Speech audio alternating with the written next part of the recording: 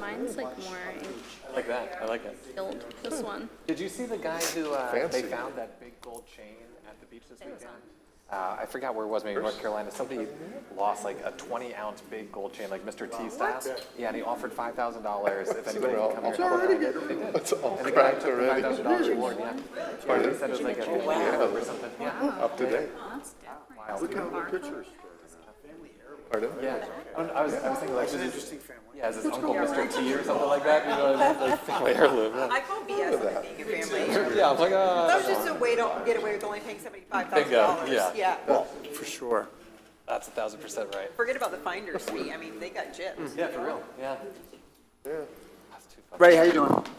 Are you good? You guys ready? There we are, sir. Ready? Sure? Yep. Yeah, good. Okay.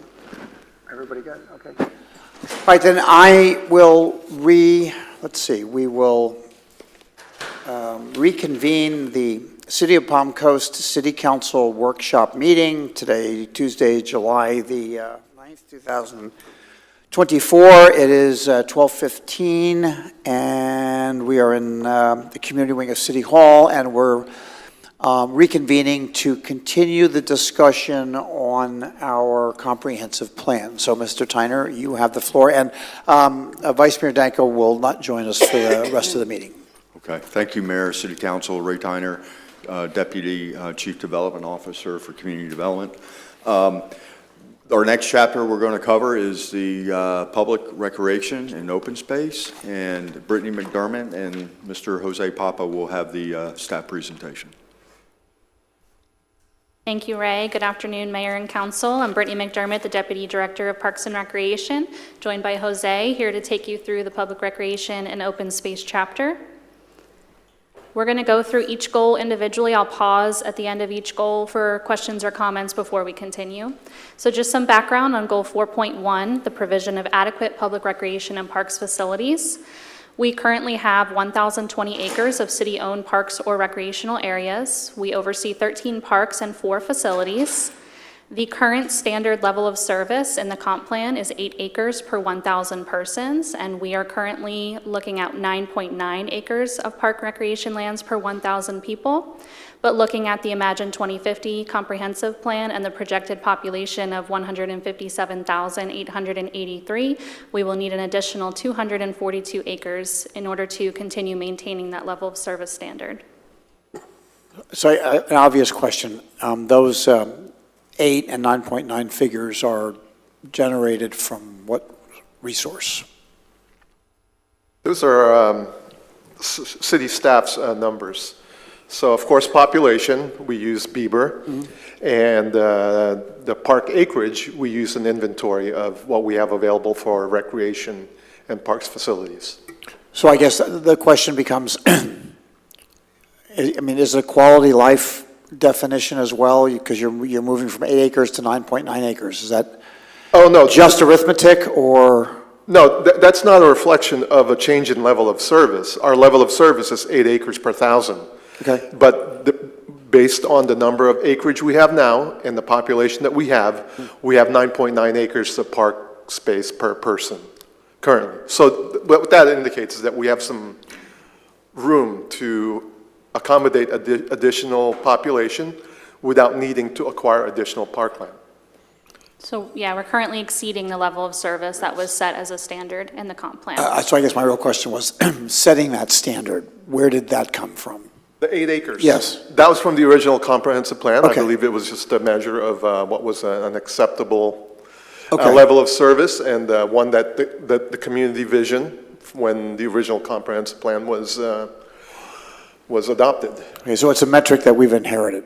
Mayor, and if I can, I believe we also adopt what's our national standards via the National Parks and Recreation Service, so that's where a lot of these numbers come from originally as well. Okay. All right, I don't want to belabor the point. I'm just trying to get some background on it. Thank you.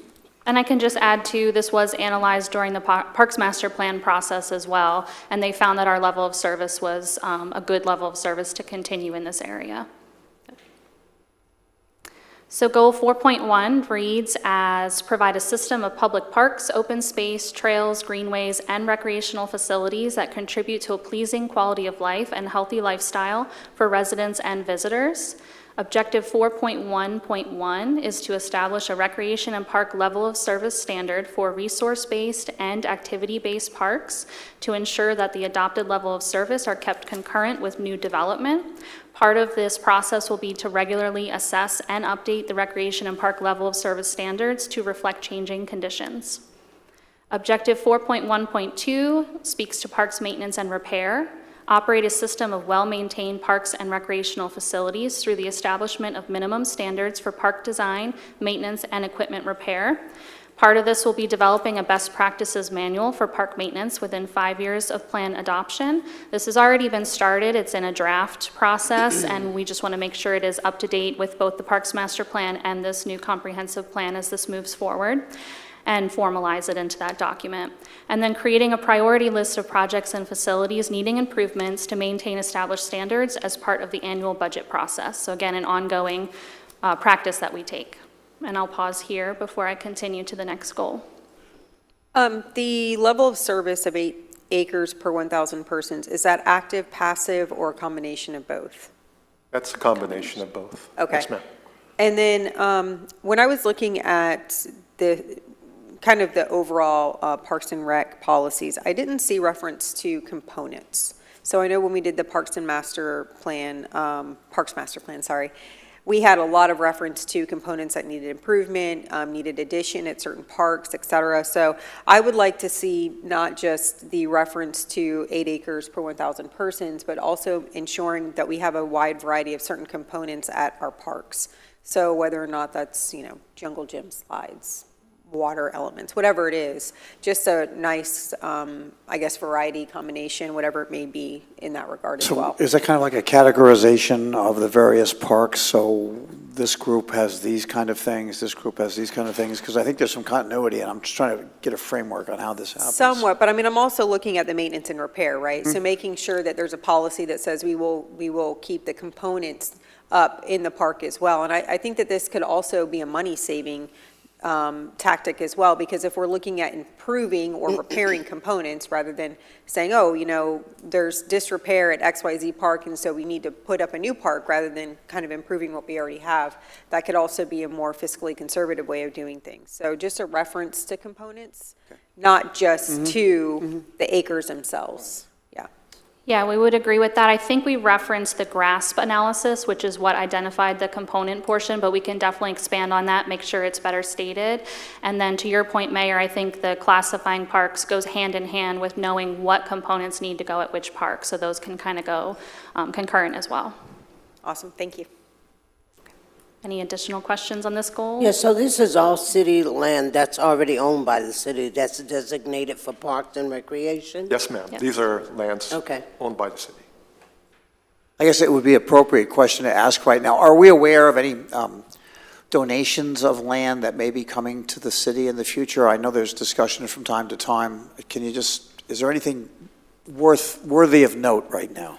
We're always working with our private-public partnerships to acquire land. Right.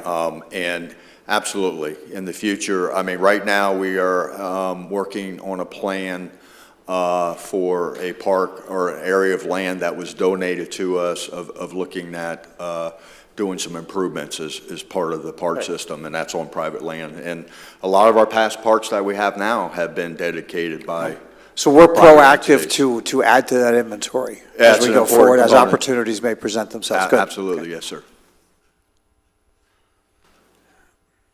This takes us to goal 4.2, which is long-range planning and funding. Some of the background is that you'll recall recently, we just underwent an update to our Parks Master Plan, which was adopted and approved by City Council in December of 2023. We did that in coordination with Flagler County, and part of that exercise as a whole of the Parks Master Plan was public feedback and engagement. That was an imperative part of the process. And one example was a budgeting priorities exercise that we allowed the public to take part in, where they had an imaginary $200 to spend.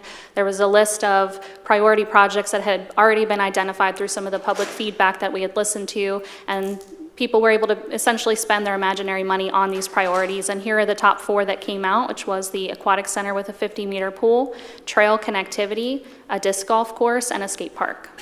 So while the imaginary money won't work over at the TPO in terms of trail connectivity, I'm assuming that we are current and up to date on requesting our work orders in their work plan for our trail connectivity for their programs for trails, because they're quite aggressive, so we're up to date with that, right?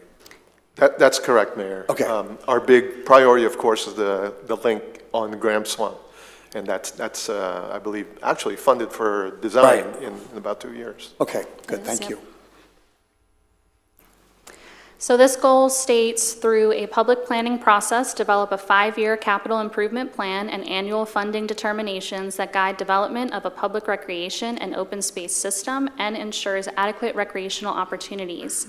Objective 4.2.1 to support this says to adopt a 5-year capital improvement plan that provides for the expansion and renovation of existing parks and park sites, new parks, land acquisition, greenways, and trails to ensure the level of service approach outlined in Objective 4.1.1 is achieved.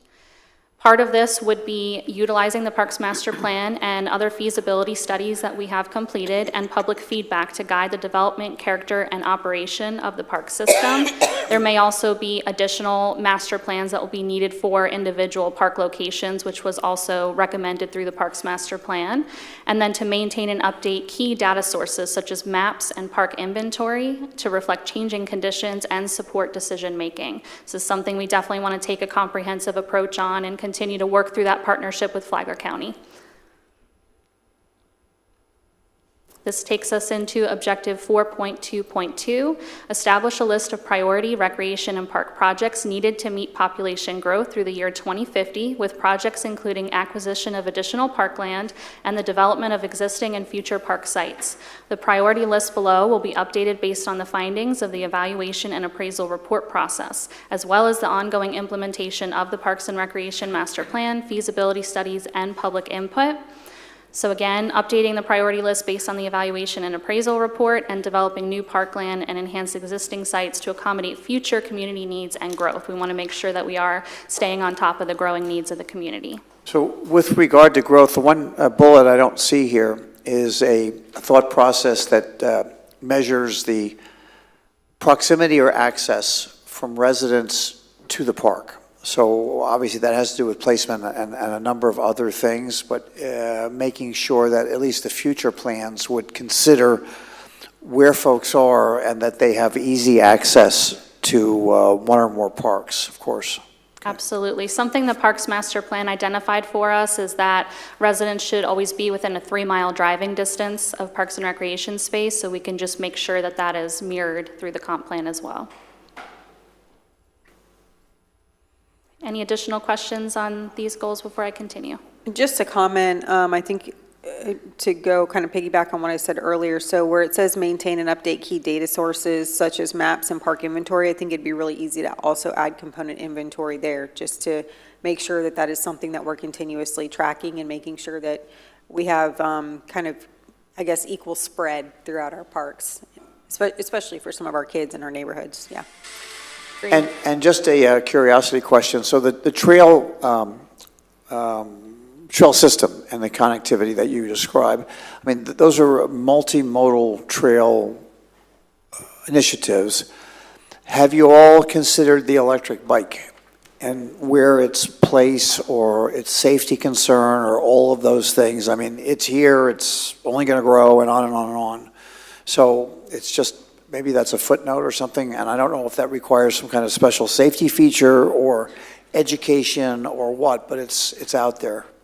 Yeah, that's definitely a good point. There's not a whole lot out there to go off of that's currently established, but we are always working closely with the FDOT and the TPO. They recognize the challenges that we face in making sure we have that shared use, and we're definitely looking to them to make sure that we can create safe standards. They did just recently put out a public document about just general e-bike safety, but they're looking to delve into that more, so we'll continue to work closely with them. We've identified those issues when we've participated in Mobility Week and those annual exercises with them, so they're aware that we need that resource. Okay, and I don't know about TDC, but with regard to the county, I don't see a reference in here supporting or reinforcing the concept of ecotourism, which certainly our trail system would be a part of. I mean, it just seems a natural.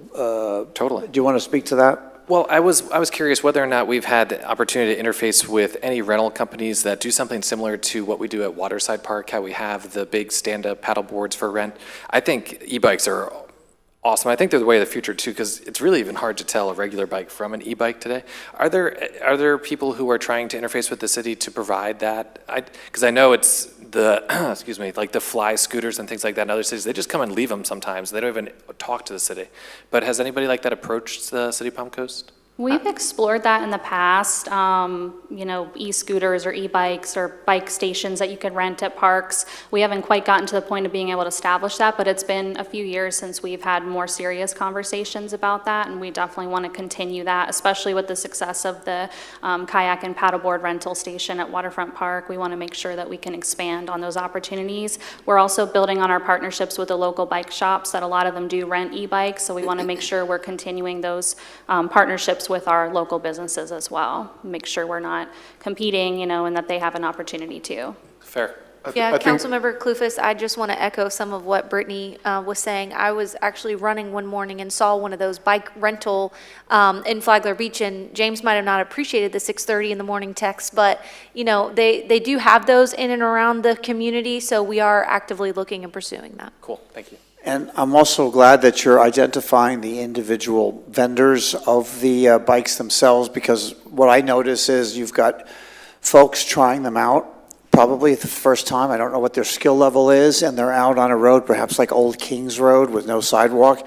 So, we don't have any statistics, but I lose sleep overnight thinking about the tragedy that is sure to happen at some point. Yeah, that point is well taken. And I know we'll be speaking to some ecotourism and trail interconnectivity as we continue through this presentation as well. So that brings us in, we already did that, sorry. Moving on, that brings us into goal 4.3, which is the recreation and park system development and management. The background of this, it came from the public outreach portion of our Imagine 2050 campaign. You'll see that the community feedback, I won't go through this entire list, but there's some that was echoed through what we heard through the Parks Master Plan. That was really good for us because we're seeing that there wasn't anything that surprised us coming out of the comp plan that we didn't get through the Parks Master Plan. There was quite a bit of overlap, so we feel like we really hit the mark in hearing that public feedback and making sure that we are capturing that. And you'll notice some crossover. You're seeing the disc golf, the skate park, the aquatic center, things like that. Something else the Parks Master Plan identified is for us to enhance our sort of non-traditional sports. Funny enough, they consider pickleball as one of those. I don't know if we particularly agree that that's a non-traditional sport at this point. I think it's pretty ingrained in our culture here, but other sports like that, like disc golf and things like that, they do consider non-traditional sports, and that we should be looking to enhance those as we move forward. So this brings us into the goal itself, which is develop and protect a comprehensive recreation and park system that provides active and passive recreational facilities, services, and programs that are diverse, accessible, and adequate in number to meet the growing recreational needs of the city. Objective 4.3.1 to support this is neighborhood parks. Plan for the adequate provision of neighborhood parks by establishing minimum requirements for on-site acreage and the provision of open space in new residential developments. Part of this would be establishing design standards to ensure the maintenance and operations is upkept, and encouraging involvement from nonprofit and private interest groups to support the development and operation of neighborhood parks. So will we go as far as a usage, some kind of a capacity or some kind of a number with regard to this part of the park planning or measurement or whatever? Because, we're running into that issue now. This would be a good time to capture that Sure, while we're so doing this. just to understand the comment, you're asking for a current inventory and utilization report? No, I'm looking for some kind of a matrix which shows the park and the maximum usage, whether it be teams, sports, or whatever. I'm specifically talking about Ralph Carter Park as an example. In other words, it's probably overused. I think everybody would agree on that. So the comprehensive plan may set some standards for that so that, we know, okay, when you get to this point, we got to find an alternative place. I don't want to keep piling on the field, and it just seems to me that this is the right time for that kind of a discussion long term. Sure, almost as though it would be a goal once we got to a certain capacity Yeah. point that we would look at park expansion. We're talking about residents per acre, players per acre in a park, I don't know. Something, maybe through the permit process, but some kind of a gauge so that we're not just operating blindly and overfilling a park, because that's also going to cost you more in the maintenance if you overuse it. We're forced to because we don't want the kids to go without these amenities, but we need to set some standards, I think. Right, and I think that could be complementary to when city council reviews your annual CIP. Okay. So that way we're prioritizing which parks need to be Excellent. improved, Yep. et cetera. Okay. I think that could also fit well in that best practices manual that we mentioned earlier, which Very spoke to good, maintenance yep. and operations. We'll make sure that that's a portion that is included in there as well. Okay. Because they're all tied together. Very good discussion. Objective 4.3.2 speaks to open space, manage, preserve, and protect the natural resources within the city in order to maintain a natural and healthy balance between the environment and development, ensuring that lands are set aside in new developments for open space and that environmentally sensitive lands are protected for inclusion in the city's system of resource-based parks, greenways, and trails. Part of this will be ensuring responsible use of resources and access to natural and cultural amenities within designated open spaces. This brings us, we already touched upon this a little bit, but this brings us into Objective 4.3.3, which is interconnectivity. Develop a linked open space plan that incorporates existing park sites, conservation areas, and natural resources into a network of greenways and trails. We want to do this to facilitate public access to various open space resources through a connected system of trails, greenways, and alternative access points, again, speaking to that safety factor, and ensuring that design practices prioritize safe enjoyment of facilities while considering the carrying capacity of recreation sites and natural resources. So it sort of speaks to the discussion we just had and, ensure that safe enjoyment continuing forward. Do we and/or the sheriff have cameras in place at all of our parks to some extent so that they can be monitored centrally? For the most part, we're working with them actively on a regular basis to ensure that we are getting them at every single park facility. They're also great at giving us quarterly reports as they patrol through our parks and recreation 'Cause spaces. They're really good at getting grants. Not that we aren't, but they're really good. So if they could get some grants for some more cameras, that'd be terrific. Good I point. will note that thankfully, I inquired with our city manager. There was some vandalism that occurred on the backboard, but the cameras were able to catch the bad guys, and the sheriff's office was able to hold them responsible. They're definitely helping us hold that accountability and making sure that our park spaces continue to be safe Well, places it's to what be. the sheriff said when he made his presentation. If our residents are comfortable and out there using the parks, I mean, that's a statement, a testimonial to the safety for the entire community. So it's incredibly important that those parks be, perfect. Absolutely. Any further questions on this goal before we move forward? I just have two comments. For the public outreach that had the list of all the different items people wanted to see, a lot of these seem to be more private, private companies would come in and provide these. So are we doing anything as a city, public out or private outreach wise, to kind of reach out to some of these different vendors, companies, corporations, and say, try to market Palm Coast to them? Do we currently do that? And if we don't, should it be some type of policy so that we can try to attract a lot of these? Because, we don't need the government to pay for a lot of these. We can be attractive to private companies to provide this. Maybe that's your economic development piece that we Well, and talked about earlier. Yeah, I don't think it should be in a silo. No. But yes, absolutely, the two of those could go together. But I'm just curious as to what we're doing now and whether or not it should be a policy for the future. Yeah, I'd say it probably is incorporated in the economic development section that we'll continue to, and we do have a few different, what we call public-private partnerships that we explore, but I think Jason's. Yes, Brittany, thank you. We, over the years, we've worked with several different groups that meet a bunch of these categories. I don't want to, break anybody's work that they're doing on some projects. But yes, we entertain them. We haven't been really proactive about it to this point, but we try to work with them and try to assist them. We actually had a meeting yesterday with a group that fits many of these things. And I guess I would like to see some proactivity, because as we're trying to attract younger families, I mean, Carl said to me last week that we now have the largest splash pad in the state of Florida. To me, that's something we should be very proud of. We should tout that. And I think that that becomes a tourist attraction that then brings in, you know, your tourism dollars as well. So I know a lot of people are traveling to Jacksonville and Daytona right now for our kids' birthday parties and things like that, because we don't have anything like that here in Palm Coast. So we're missing out on a whole area of dollars, economic dollars. And so why we're not being, and I understand we can't do everything, right? But why we're not being proactive in this area is a mystery to me. I think that we definitely could put some efforts behind that.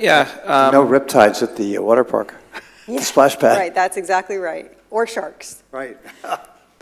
We will definitely work towards that.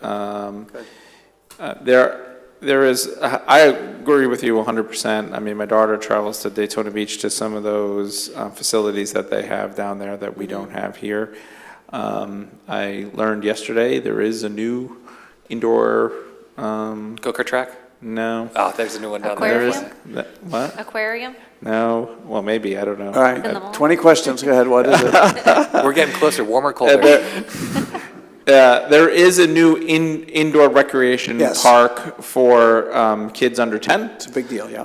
That just opened. I asked for more details. It was part of the group that was telling me about a larger vision that they have, that just opened that in Marvin Gardens. I'm sorry, I don't remember the name of that.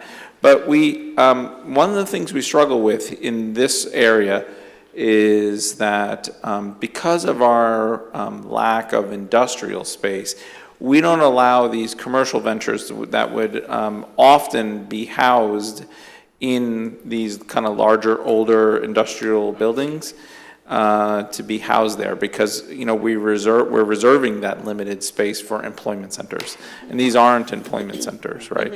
So we have to find that better mix as we move forward. Sure. Yeah. Okay, thank you. And then the other question or comment I had was with regards to interconnectivity. I think it's great that we're looking at linking the different trails and the conservation areas, but I would also like us to see us link these with neighborhoods.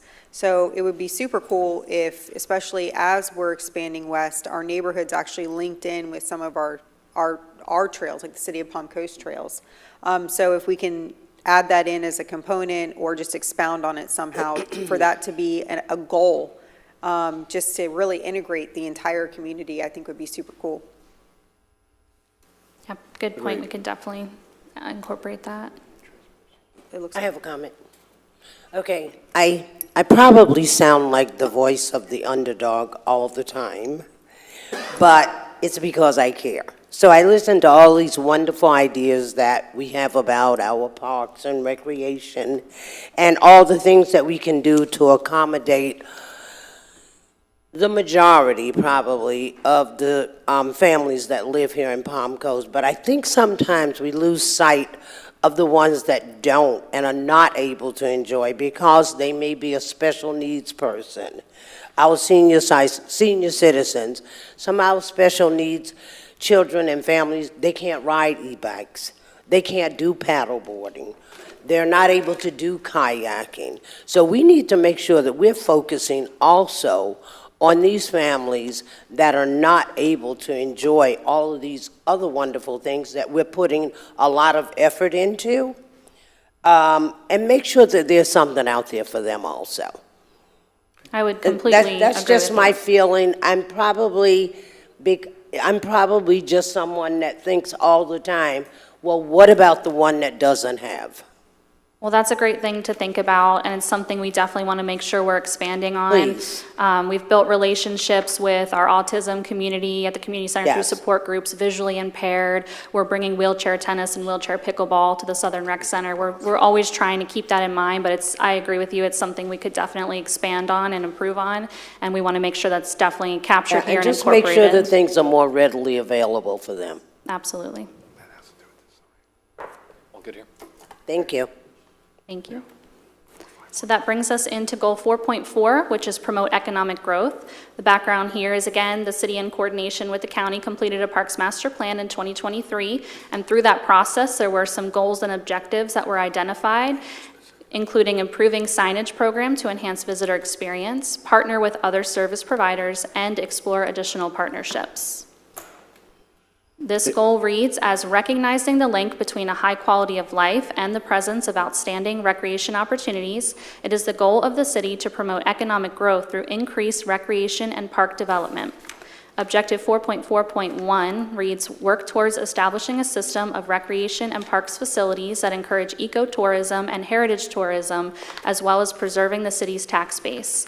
This would include amending the Land Development Code to incorporate standards for linking greenways and trails during site plan reviews, as well as fostering collaboration with tourism entities and develop marketing initiatives to promote recreation facilities and programs effectively. I would offer in 4.4.1 to add to that, that each of these, let's call them paid amenities or things, the goal would be to have, you want to protect the tax base. I'd like to be a little clearer that I like these things to pay for themselves and pay for the park. I mean, as a goal, we should be looking towards that, the investment that they offer back into that park or the park system as a goal to relieve the pressure and the liability off the tax base. Okay. So we can maybe elaborate on that portion. Yep, I support this. I think this is an opportunity at the state level, ecotourism, however you want to say it, huge initiative, and I think that was where Amy and our friends over at the TDC were hoping to be able to kind of utilize that for the funding of the 100 State Road 100 Welcome Center, but I think ecotourism is going to be a huge pull for grant money from the state in the upcoming years. So, If I may, I would like to see sports tourism added to this policy.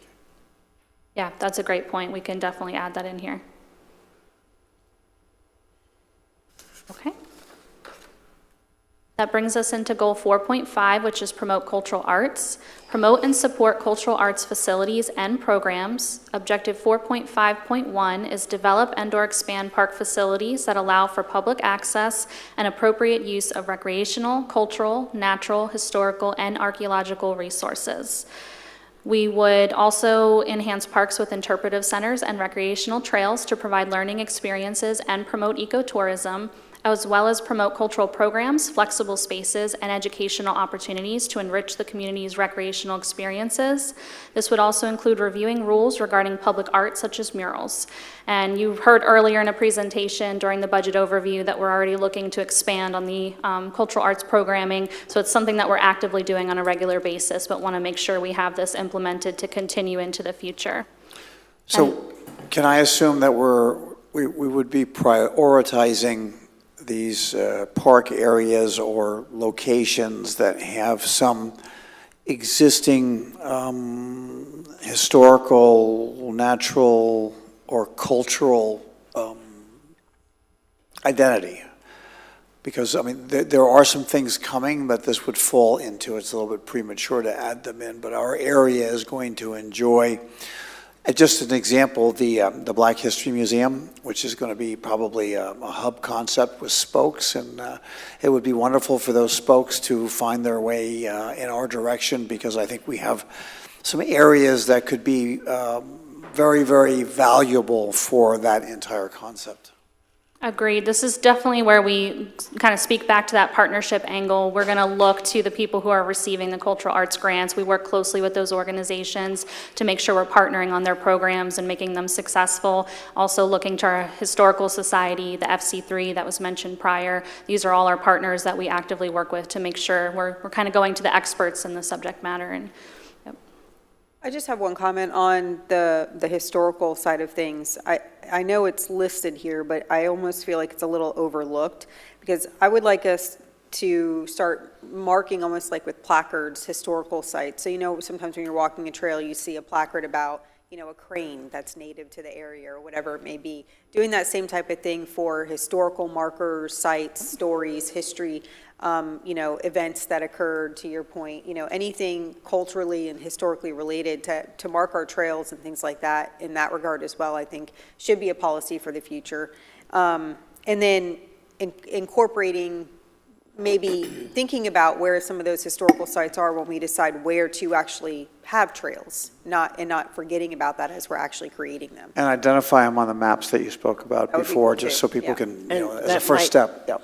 That might be a project that we could collaborate with the Historical Society, because, I mean, they know the history of They do. Palm Coast.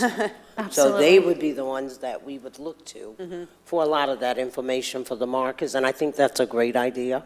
And to build on that idea, and I point to the Black History Museum again, because that would be federal funding in perpetuity, so it's a good place to look for a project that is always going to be resourced properly for the future. And, I would identify, just for example, Hewlett Sawmill Park as a first step, which is, if you want to talk about a place that's been ignored, I mean, not intentionally, it's just kind of there, but what a great first step. I'm not sure it needs to be called out specifically in here, but just to give you an idea of what we're talking about. Thank you. We can definitely use that as an example. And then to speak to the historical markers, we're actually actively working towards getting one at Long Creek Nature Preserve. We've been working with the Historical Society on that, so that should be coming soon. And we definitely want to continue that and expand on that as well.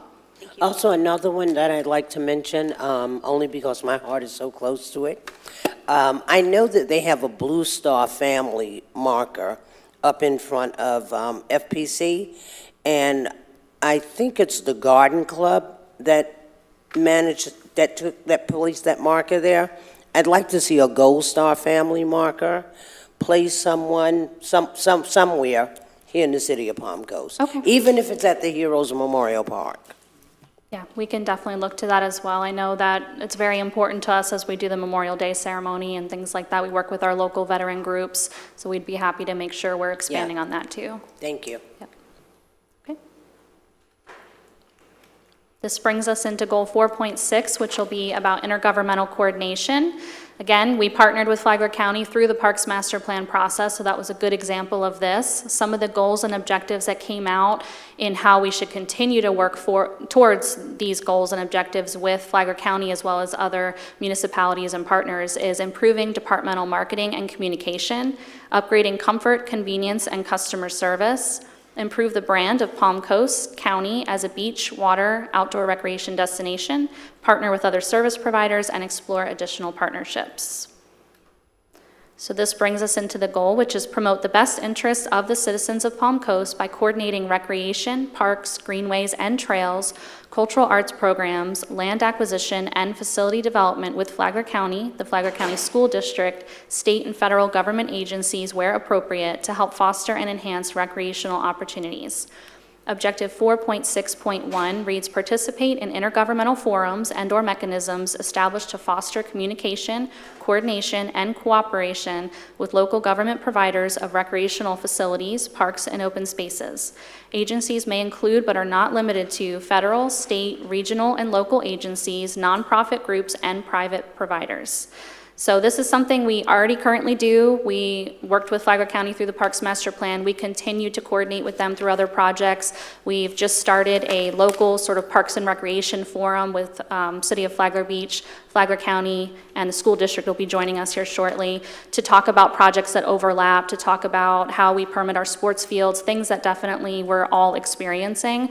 And so we'll continue to do that, but we want to build on that as well.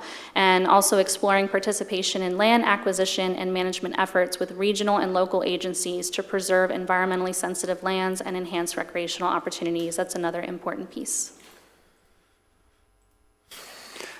So Yeah, this, I have to underscore that the word regional kind of appears at the end, but when we start talking about, sports and things like that, it has a regional impact. I mean, we're no longer just confining it to the municipal boundaries. It's like, it's not just the county either.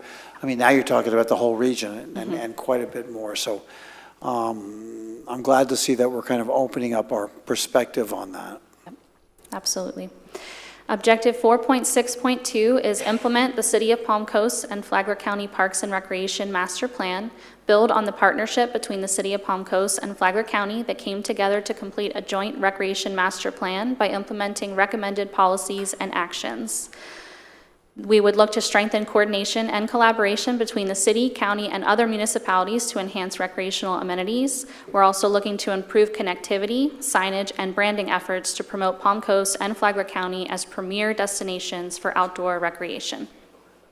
And this speaks directly back to City Council Strategic Action Plan priority, which is to implement the Parks Master Plan. So we want to make sure that's captured in here as well.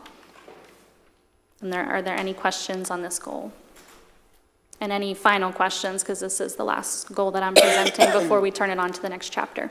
So, Councilman Kalufas, I mean, any comment regarding TDC? It's like, I mean, they're woven into all of this. So, and you sit on that board. Yeah, for sure. And TDC is going to have a presentation. I know that our scoring sheets, I don't participate in the scoring of this particular funding mechanism because I represent our municipality, but I know that they will be awarding more funds similar to how they awarded the Southern Recreation Center in previous years. But there are submissions from Flagler Beach, Palm Coast, and Flagler County, and we historically in the past have done a tremendous job lobbying for those funding sources.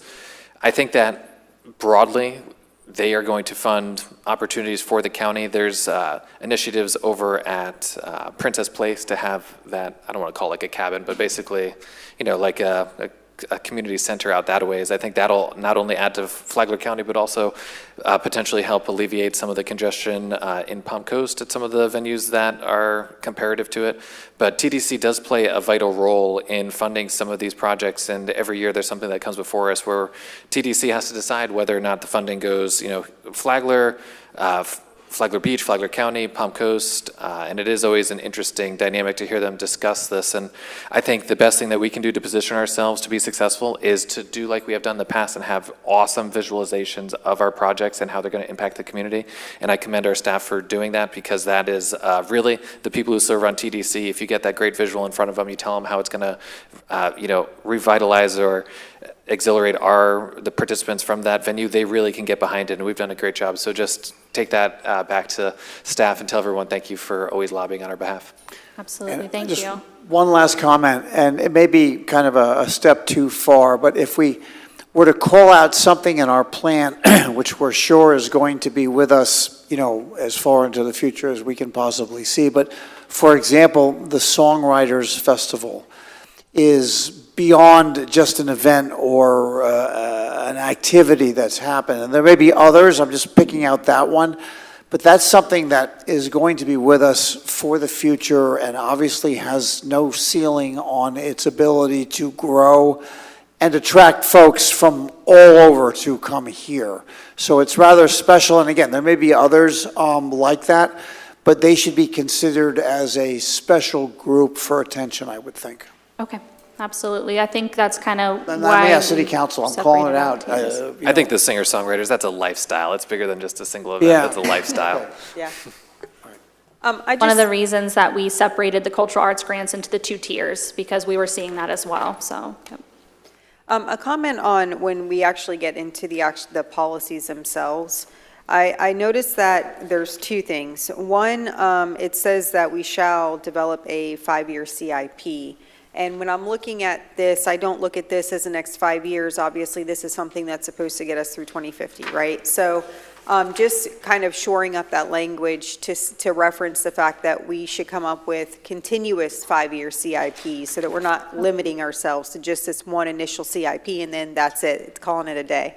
And then the other comment I had kind of related to that was on page 213 of the packet, there's actually, I'm sorry, you know what, it's not 213.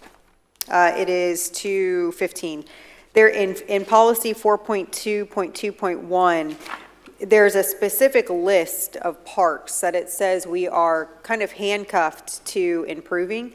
And I'm not really a fan of that because, as we know, we fund different projects every year. So this is kind of taking our ability to do that away. So I would like, if there's consensus, kind of broader language that says that we will work and prioritize improvement or new parks as our strategic action plan priority or our 5-year CIP dictates. That way, whoever the electeds are by the people will decide what is going to be worked on and improved based on the climate of things, you know, how things are changing or things that need to be improved. Exactly. So that's an acknowledgement that these are not static, these are dynamic, things are Right. going to change, culture's going to change. users, including the kids, are going to have different wants and things. So that, I think taking the shackles off is a good idea. Yeah, so if we could just make that more broad rather than specifically listing those, I think that would be more beneficial to the community. Yeah, we can definitely do that. I think that does speak to our desire to want to upkeep the general, evolving needs of the community, make sure we're staying on top of that as we grow and expand, And with could be limiting. regard to your folks, with regard to our residents that have special needs, taking the shackles off would also allow us to accommodate them through whatever initiatives or things that we do. So I think it works for everybody. Good. And then the last comment I had was, it says for impact fees in one of the policies, to only use impact fees for new parks, but my understanding is that if there are existing components that are being worn, there's a percentage that can be used for improvement. So again, I want to make sure our policies aren't handcuffing what we can do with park impact fees as well. Just to clarify that, it's expanding current capacities. Right. And if that's the case, thank you. Yep. Then that's what the language should reflect. It just doesn't reflect that as, it basically says we can only use impact fees for new parks, But not you can- expanding or building on what we already right, have. So you can expand it, and that becomes new, good. And I, Mayor, can I just back up a little bit? And you mentioned the Black History Museum. Could you go back over that again? So the governor appointed a committee. The committee has made a report. The report has been given back to the legislature to make a final decision on the location of the federally funded Black History Museum. The location which is first on the list is St. Johns County. So it's just north of us. I don't know the exact location, but I've been following the project, and it is hub and spoke, which means that we would naturally fall within the tourism area of, and there's also, we have a lot of elements and history just here locally that lend themselves to that project. And I'm a fan of the project because it's federally funded, so it's not going to just start and kind of disappear. It's going to be resourced and funded well for the distant So you're future. thinking that in the future that we will be bringing that program here to Palm Coast? Is that I what you're can't saying? say there's a board. I know that I'll Possibility. use the word lobby. I will promote our city as best I can because I think we have some natural spokes that would lend themselves to their, I wouldn't pretend to speak for them, but I think it'll work. for reference, I know you guys are taking notes, the impact fee, so you're not having to search for it. The impact fee reference is on page 211. It's policy 4.1.1.3. Thank you for that. Sure. Just because I can't let this go, that's a discussion on the Sunshine that needs to be had with regard to Gold Star and identification. So anyway, well, I will provide the contact information so you can have a robust discussion with the folks that are leading the charge on the Black History Museum for those Gold Star and other reasons that you want to talk to them. Okay. Okay. Good point. I have a question with regards to policy 4.3.3.2. It's regarding public access to parks, environmentally sensitive lands, conservation areas. For some reason, it says that, again, we should have connected systems, open spaces, greenways, and trails. We have removed sidewalks, bikeways, and trailheads from that list. Is there a reason why we removed that? Because it lists conservation areas, environmentally sensitive lands, park and rec facilities, but we specifically remove sidewalks, bikeways, and trails. Is that provided for somewhere else, I think or? ask about the impact of the sidewalks. I think that may be the reason. I don't know, that's why I'm asking. It's on page 238. Yes, thank you, council member. And I don't have the strike-through underlined version. It's probably inadvertent that maybe it was struck through. Yeah, I just don't know why we would strike through connectivity using sidewalks, bikeways, and trailheads. There's no reason to do Okay. that. But yes, Okay. it's So, yeah, inadvertent, I'm sure. Under 4.3.3.2, it was F, and it was stricken through. Got it. Yes, ma'am. Thank you. Okay. Okay. Thank you so much for your time and the discussion. We really appreciate the presentation. Thank you. Thank you, guys. Okay, who's up next?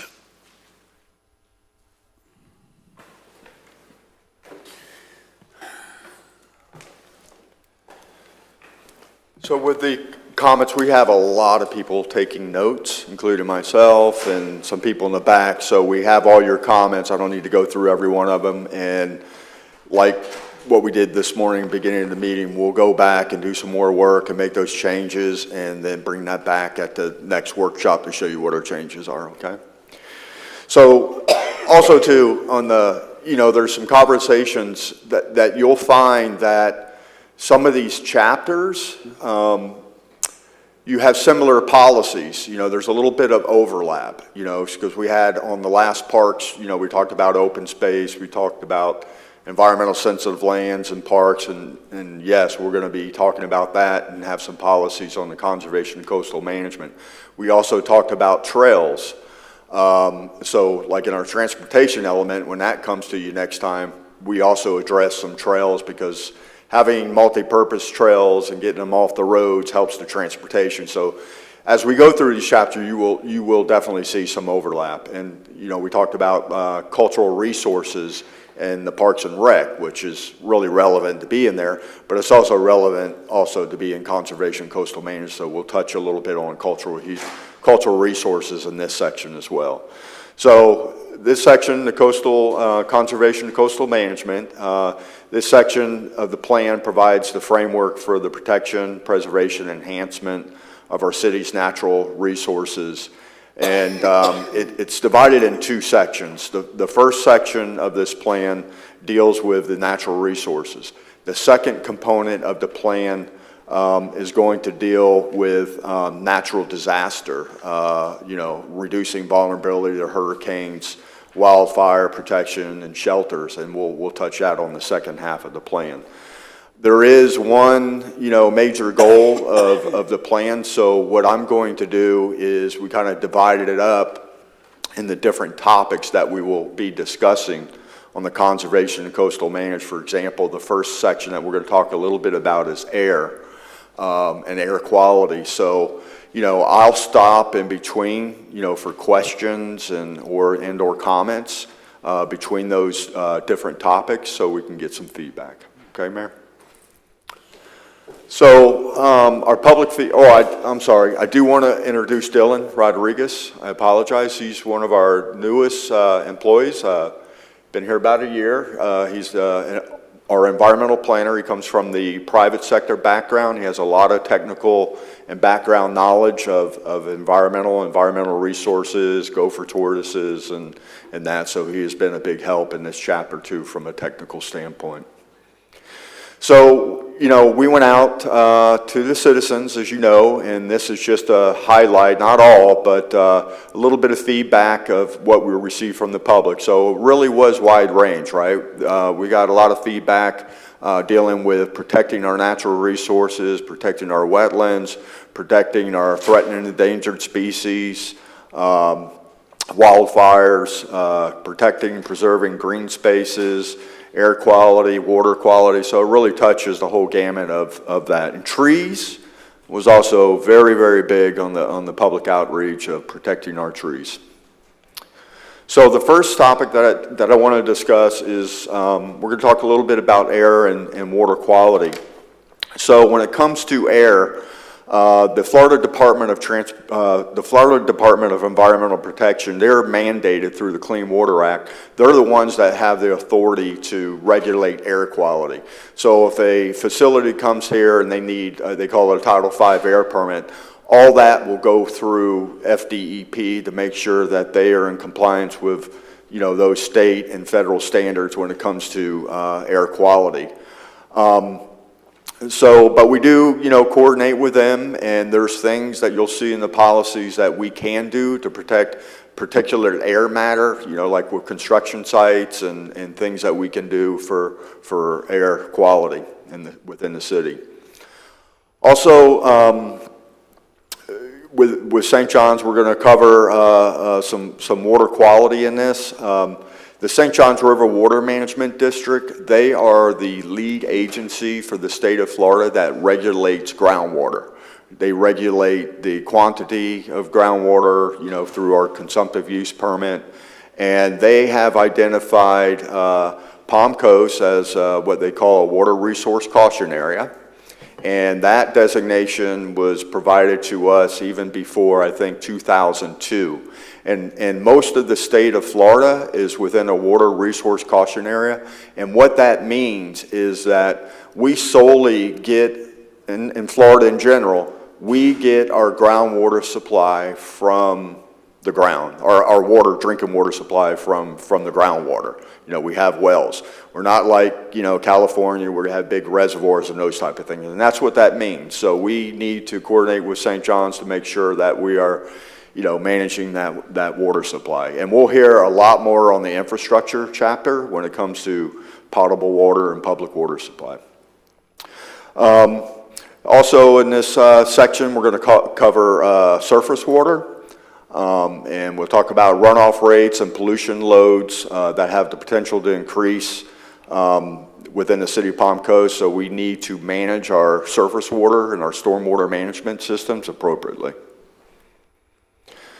So the first goal, 6.1, and it's protection of natural and cultural resources, protect, conserve, enhance, appropriately manage and maintain or improve the quality of natural resources, cultural resources, and environmental systems, thereby contributing to the high quality of life, economic well-being of the city. First objective, 6.11, is air quality standards. Meet or exceed the minimum air quality standards established by the Florida Department of Environmental Protection. You know, meet or exceed FDP's minimum air quality standards, collaborate with FDP to assess air quality and address potential violations, develop policies to protect air quality and support enforcement of air pollution laws. You know, we have policies specifically where, you know, where we hear a lot about complaints has to do with construction sites, for example, right? The dust. So having some policies, some specific policies that we have in the plan to readdress in our land development code to look at strengthening those codes to address some of the standards. But that is really probably the major complaint that we get is dealing with the particulate matter when it comes to dust. The other one, of course, is fire, and you know that the council's had, you know, open burning. We'll continue our discussions with the agricultural folks, Department of State there. And I know Kyle Berryhor, our chief, has been actively involved of seeing what we can and can't do with that. Objective 6.12, quality of groundwater resources. Establish and enhance policies and procedures to secure a reliable and safe potable water supply that meets anticipated consumer demands while complying with the standards and regulation required by the St. Johns River Water Management District and the Florida Department of Environmental Protection. It ensures compliance with wellfield protection regulations, identify and implement non-regulatory groundwater protection programs, coordinate with agencies for groundwater monitoring and protection. Now, I'm going to go back to this first slide under air, but if you see that first slide is of a subdivision plat, and if you notice on the top, you'll see those circles. Mm-hmm. Those are a 500-foot radius around our potable wells.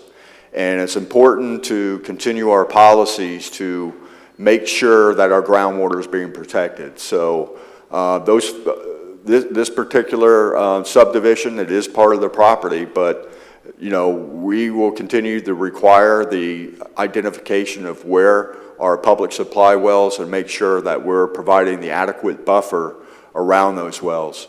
In addition to some of our policies that we did, you know, the policies that we have existing in our comp plan addressed our current wells, but we didn't really address our future wells. So we have added some policies in there for when a future well is put in, and if they're going to be, you know, adjacent to a specific use, because we can't really pick and choose where this groundwater is, that our wells will be, you know, engineered in such a way, double wall, double casing. Nowadays with the technology, they can do some adequate protection of protecting future public supply wells. Not only that, but we also do, you know, regular monitoring of the wells and the groundwater to ensure that our quality of our groundwater is good.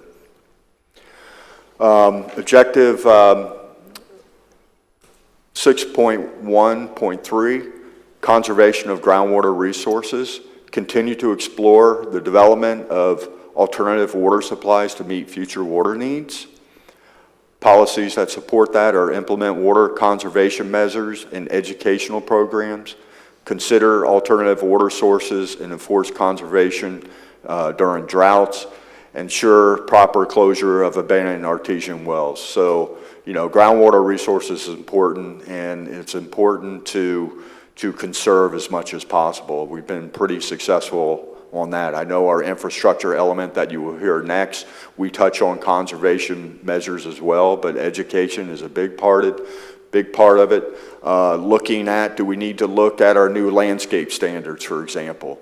You know, we require all drought-tolerant plants. You know, is there other things that we can do?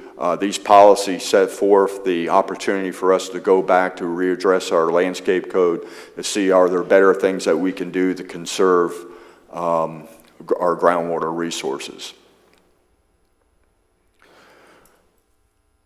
Objective 6.1.4, development of alternative water supplies. Establish and enforce policies and procedures to secure a reliable and safe potable water supply that meets anticipated consumer demands while complying with the standards and regulations required by St. John's River Water Management District and FDP. Explore and utilize feasible alternative water supplies. Investigate reuse of treatment, wastewater, and stormwater for aquifer recharge.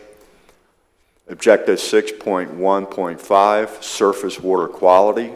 Develop and maintain a systematic program for identifying and evaluating water quality for surface and groundwater resources. Monitor and evaluate water quality for surface and groundwater. Implement B&Ps to prevent water quality degradation during construction activities. Enforce standards for stormwater management and pollution prevention.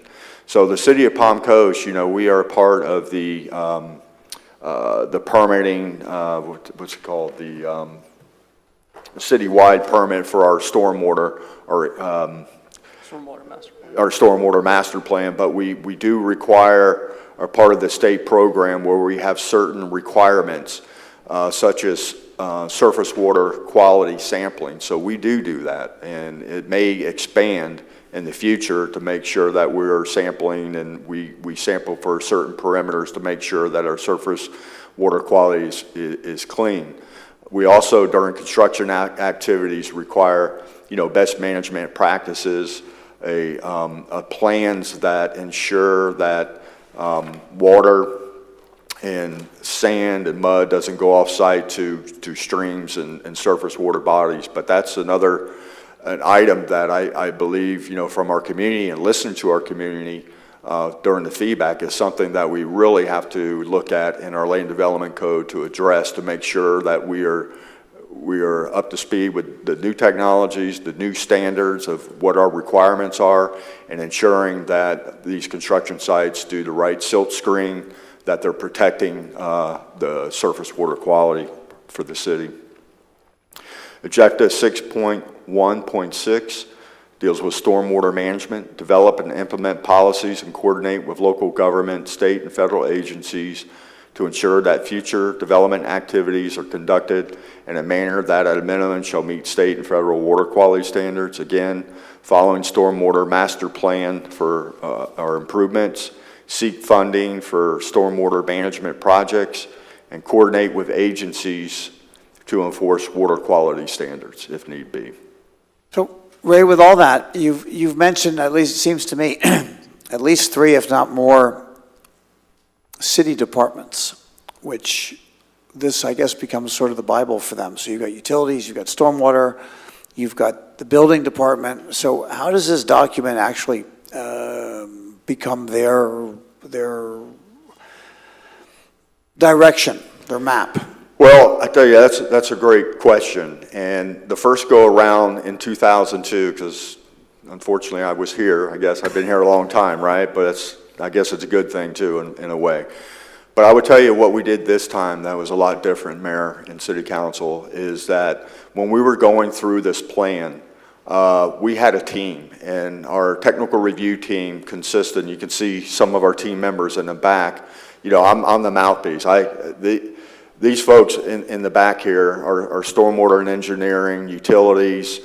They were all part of this. We went through line by line, taking the public's comment and making these changes. So basically, they know what the comprehensive plan is. They are going to be vested in what the comprehensive plan is. And then when we go to the land development code, they're going to be part of that process too, because they're going to know the regulations just aren't regulations. This is from the vision of our community to our comprehensive plan to our land development code, which would be the next stage. So they're all going to be vested in the land development code and have value of what they're doing, making sure that what we are enforcing and what we're requiring is what our citizens are wanting, sir. I Hopefully appreciate answered your that, because question. as, you know, if they're not partners in all of this, then we're not going anywhere. So they have to actually, you know, have a partnership in terms of buying into this. Absolutely, and it's been wonderful. We do talk about, in Objective 6.1.7, we talk about shoreline and pedestrian access. You know, we have a lot of shoreline, so having this as recreational activities as well is advantageous for our community. So, you know, pursue and provide the availability of public access for open surface waters, including but not limited to estuarine systems, lakes, and the intercoastal waterway. Increase public access and amenities for water bodies. Preserving natural functions of coastal ecosystems during construction activities, coordinate with relevant agencies to protect waterway easements. Fine, for example, has a large easement along the intercoastal. We want to make sure we're partnering with them to protect that easement. Objective 6.1.8, prioritization of shoreline use. Utilize criteria of standards for prioritizing shoreline uses, giving priority to water-dependent uses. Policies that support this objective, establish criteria, prioritizing water-dependent uses, emphasizing public and tourism-focused activities, explore incentives to support public-private partnerships for sustained public access along the intercoastal waterway, protection measures of manatees and listed species when reviewing water-dependent uses and applications. The one I would touch on here, I think, is, you know, looking for public-private partnerships. We're very limited along the intercoastal waterway on having, even from a business standpoint. I know Find and the Corps and the City of Palm Coast had discussions in the past, but looking for opportunities for, you know, like a potential boat launch for, you know, a commercial endeavor. You know, we have, our citizens have, you know, there are many homes on the saltwater canal, and having access for, you know, if their dock needs to get constructed or the seawall needs to be repaired and that type of thing. We are really limited with access along intercoastal waterways. So this objective kind of highlights us to kind of look forward to the future to see if there's any opportunities through a public-private partnership for some of these access I would points. only try to correct you not to see if there are opportunities. I don't know how many miles of saltwater intercoastal there are, and then the canals, and you can count the number of gas stops or restaurants or boat ups, I mean, on one hand. Right. So the opportunities are definitely there. You just have to find them and exploit them. Exactly. Is this also an opportunity to add reference to infill lots and the ability to maybe scoop some of those up? You know, I know they're not very cheap right now, right? They're a hot commodity. But there are some that aren't in the best of places. There's one by us, actually, where it's kind of in the corner, and you know, to have a dock there isn't really practicable. So looking for opportunities in some of the infill lots for the city to, and maybe coordinate that with what we talked about earlier, the lien assessment roles, where maybe there's some of these that are racking up liens year after year, and just kind of being mindful of the ability to leverage those opportunities. Yeah, Councilmember Pontier, I think this objective does that in a Okay. broad sense, that we can look basically at a variety of different Okay. opportunities. Excellent. What do you think, Dylan? Good? Yes, sir. All right, perfect. So that was kind of the first section of the topic of air, surface water, and groundwater quality. Is there any other comments on this? What I was missing is prioritizing funding, a funding mechanism for this. So we're talking about looking for opportunities to either increase or improve water supply, groundwater. I didn't see anything really, maybe I missed it, with regards to prioritizing our funding, whether that's appropriations, whether that's looking at grants, whatever it may be. I did notice in some other places throughout the comp plan where we specifically talk about funding and going out for financial resources. I didn't see that in this portion. So I think, and I'm not sure, Fong, if we cover the funding and the infrastructure, and we might, but I would think that with funding when it comes to groundwater and facilities and our potable water facilities would be more suited for maybe the infrastructure chapter, because we kind of focus in a little bit more on capital needs and that type of thing I'm for sure that if it's chapter. missing, I noted it there, so I will get Yeah. to it, I know, but okay, fair enough. Ray, last And the CIE, okay. last comment. So, I mean, you can't hide from the truth.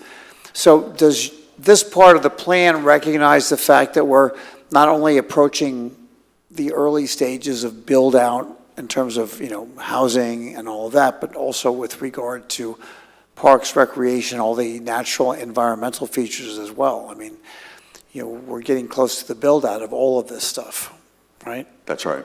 So you feel comfortable that your plan takes that into account?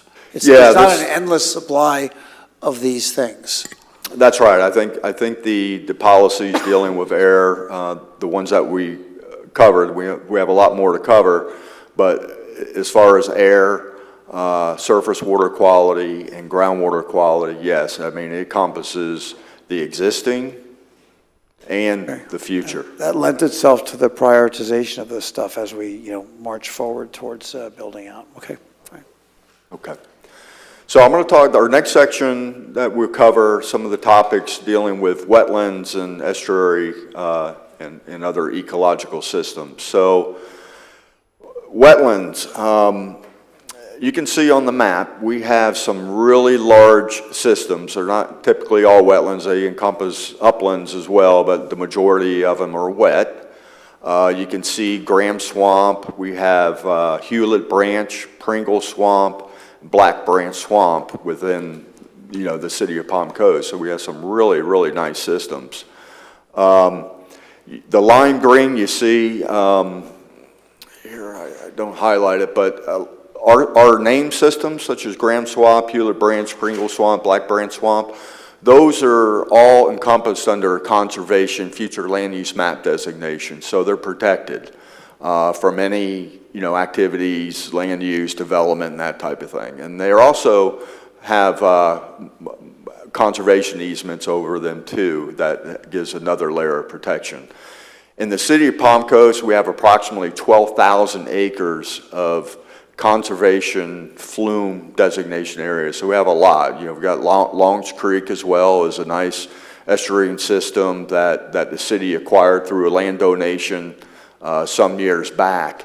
And a lot of these areas we have acquired through land donations in the past. So having our public-private partnerships to acquire some of these sensitive lands has been very beneficial for us.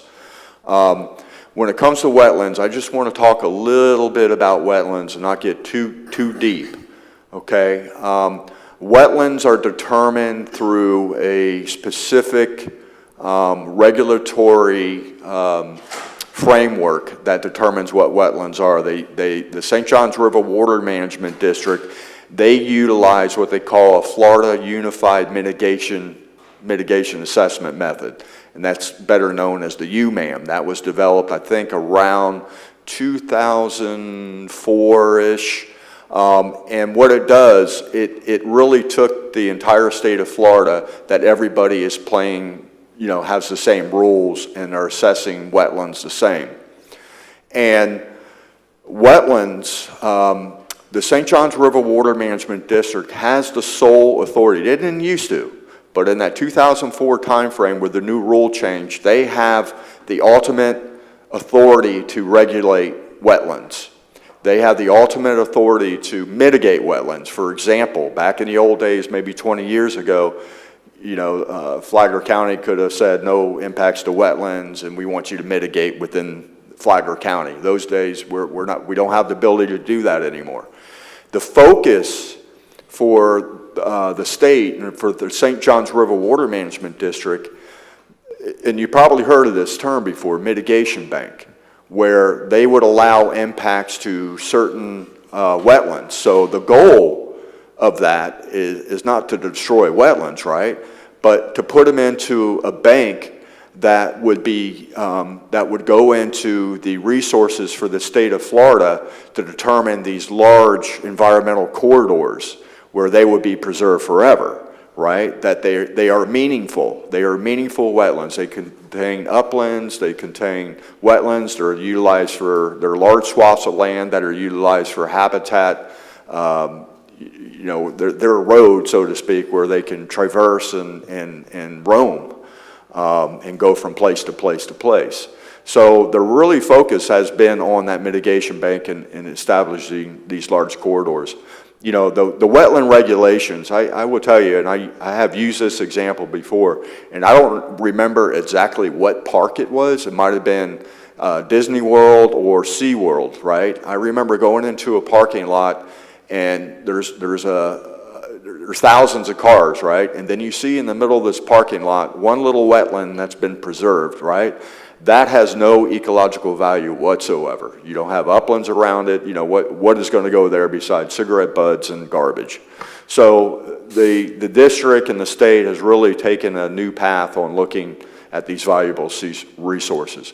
So, the city of Palm Coast, as illustrated on this map, when we annexed, Graham Swamp, we Longs Creek, Hewlett Branch, we've done a lot of activity of trying to establish some of these larger corridors. As you can see, where Graham Swamp is traversing to the south. So I think the key, there's not a lot of opportunities in the ITT 47,000 platted lot area to do so. But we do have opportunities moving forward as a city and making sure that, some of these larger corridors and working with our partners are protected to create some of these exciting opportunities. So if you do some cocktail napkin arithmetic on your 11,000 acres and the 40,000 acres, you've preserved, or we're preserving 30% of our geography, our land mass in conservation for the future land use map, 30%. You're better at math than I am, Mayor, and I would think, yes, we have a lot of conservation areas in the Palm Coast for sure.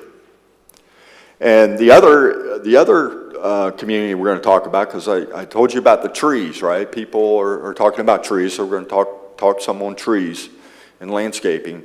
But, we have many upland communities too within the city that has the potential to support protected plant and animal species.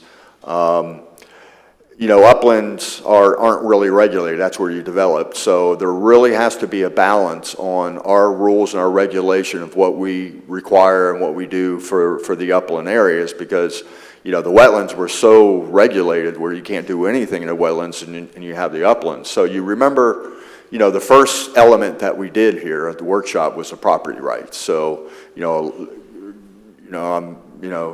know this, and just kind of reinforcing with the public that there are things that we can do, but people do have private property rights and able to develop. So we do have some opportunities moving forward, but the upland areas aren't as so much regulated.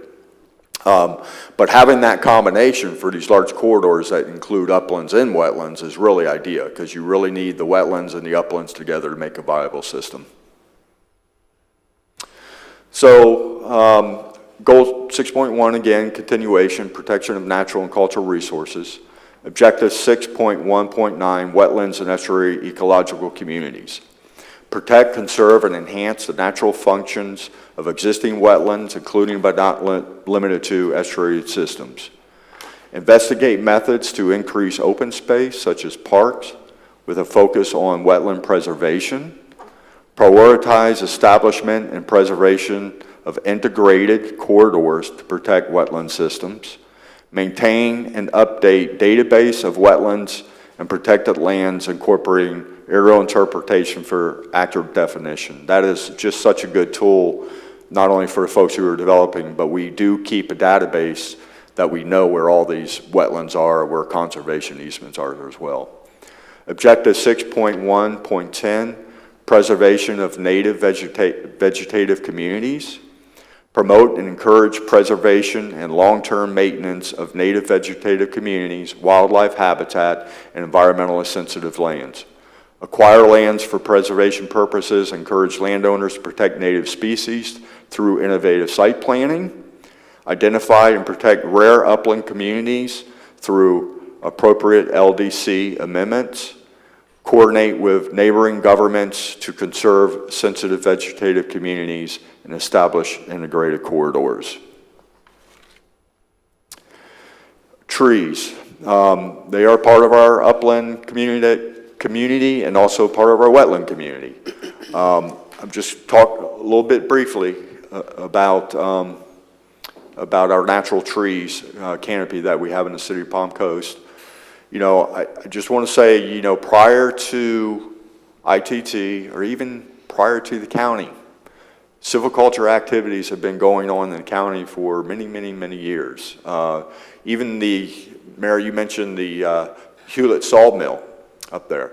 That actually was a sawmill where they were logging our trees here in Flagler County to build St. Augustine about 150, 200 years ago. So silviculture activities have been going on in Palm Coast for a long time.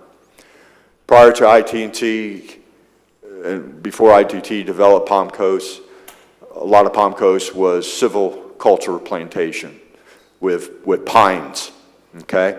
If you go along the interstate, you go on the road, if you look real closely, you'll see them lined up in a row a lot of times, you know, Palm Coast Park. So there are a lot of slash pine is what they utilize for pulpwood, and it's been going on for many, many years. The toothpick forest. So, some people will call it toothpick forest, and they actually called the toothpick forest back in 1998 when the fires burned. So, you know, that is the, you know, the reality of Palm Coast of having a lot of pine. Now, we do have upland habitat where we have oak hammocks. Right. You know, on Palm Coast Parkway, we do have some of these special areas that we need to continue to protect and to preserve, and to have adequate regulations to mitigate for these or to protect these rare resources that we do have in the city of Palm Coast. You know, as our city expands, there is a benefit and a growing benefit for these upland communities. And for Palm Coast, what we are calling it is more of an urban forest, the development of an urban forest, introducing, you know, during our landscape plan when there are development activities, having our landscape code continue to introduce different types of species of plants, not just slash pine, right? Having hardwoods, having those different types of trees for the city. So I'm going to go on to some of the objectives that we have covered when it comes to tree mitigation and protection. Objective 6.1.11, establish a diverse and suitable urban forest ecosystem composed of native tree species and a varied vegetation to promote biodiversity, ecosystems, health, wildlife habitat, and enhance the visible appearance of Palm Coast. So some of the policies that support that objective: develop measures that promote the establishment, protection, and management of a diverse and sustainable urban forest ecosystem. Require detailed site plans depicting tree location and sizes along with mitigation requirements. Maintain natural buffers in appropriate areas to protect existing tree canopy. Continue to meet the qualifications and maintain designation of the Tree City USA. You know, one of the things, again, I know I said it probably 4 or 5 times, is that we heard a lot from the public about trees, right?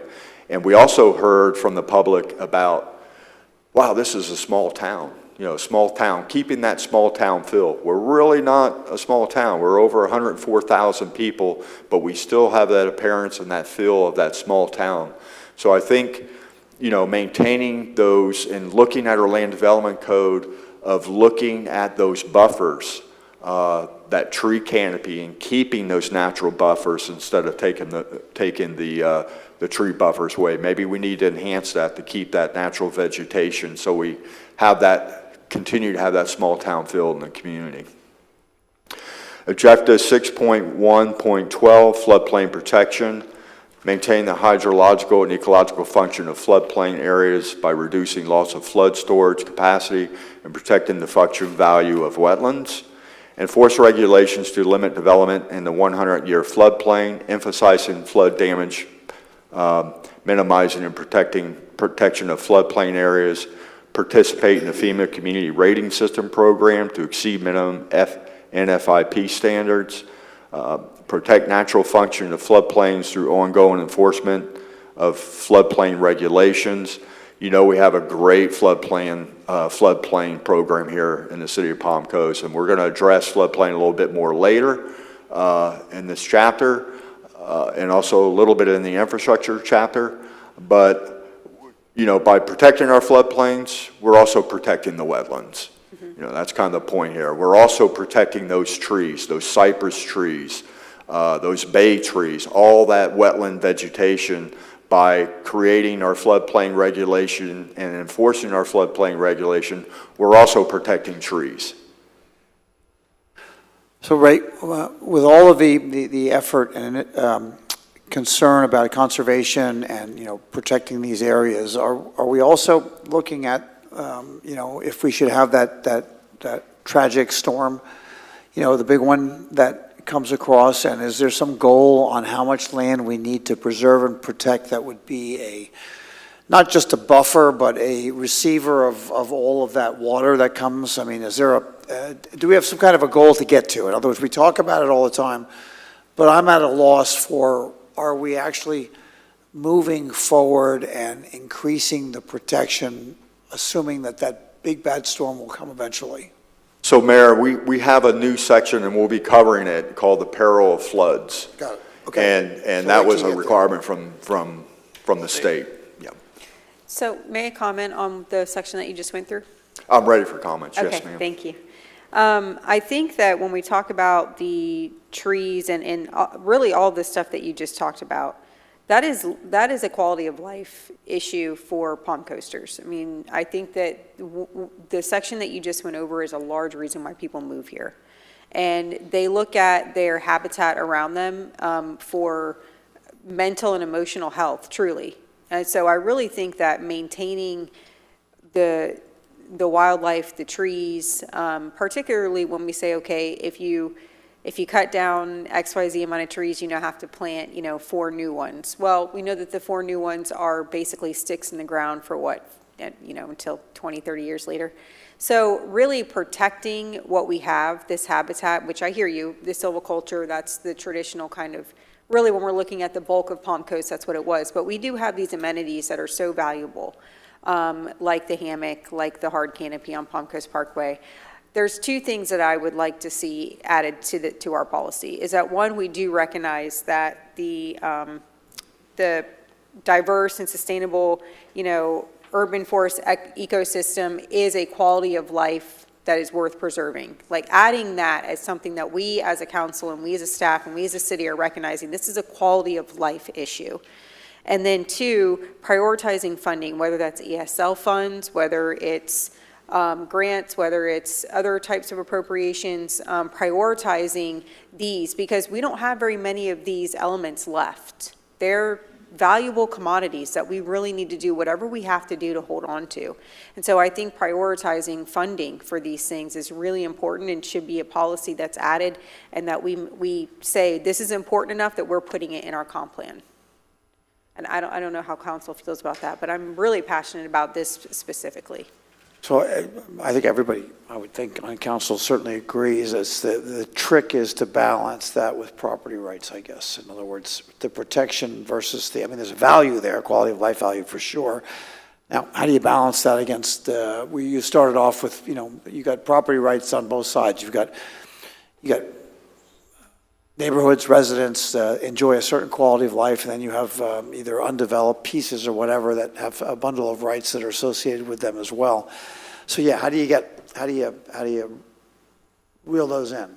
Well, I understand that, but I think that when people are looking to, for instance, there's an amount of discretion that staff has when development orders are submitted and they have to either do mitigation, bless you, mitigation credits or any type of tree mitigation, density, things like that. There is an amount of discretion. So if we say to ourselves, if one of these very valuable commodities or elements is going to be potentially at risk for a development, we need to prioritize in whatever way we can to preserve what we can in these elements. So I understand property rights. Obviously, I'm a very big property rights person, but really doing what we can maybe we give an incentive to otherwise keep this element.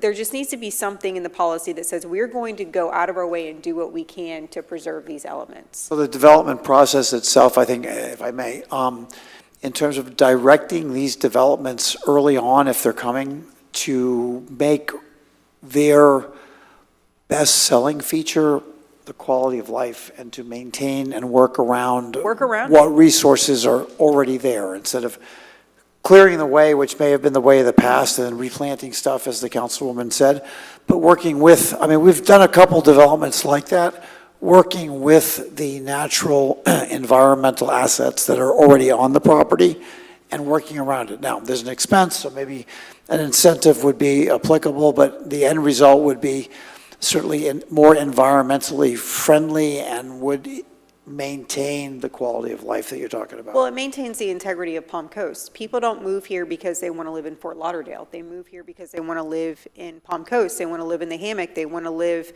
near the canals. So we're preserving that element of Palm Coast and making sure and prioritizing it and making sure that as a part of our comp plan, we're showing that this is something important to us as a city as we move forward.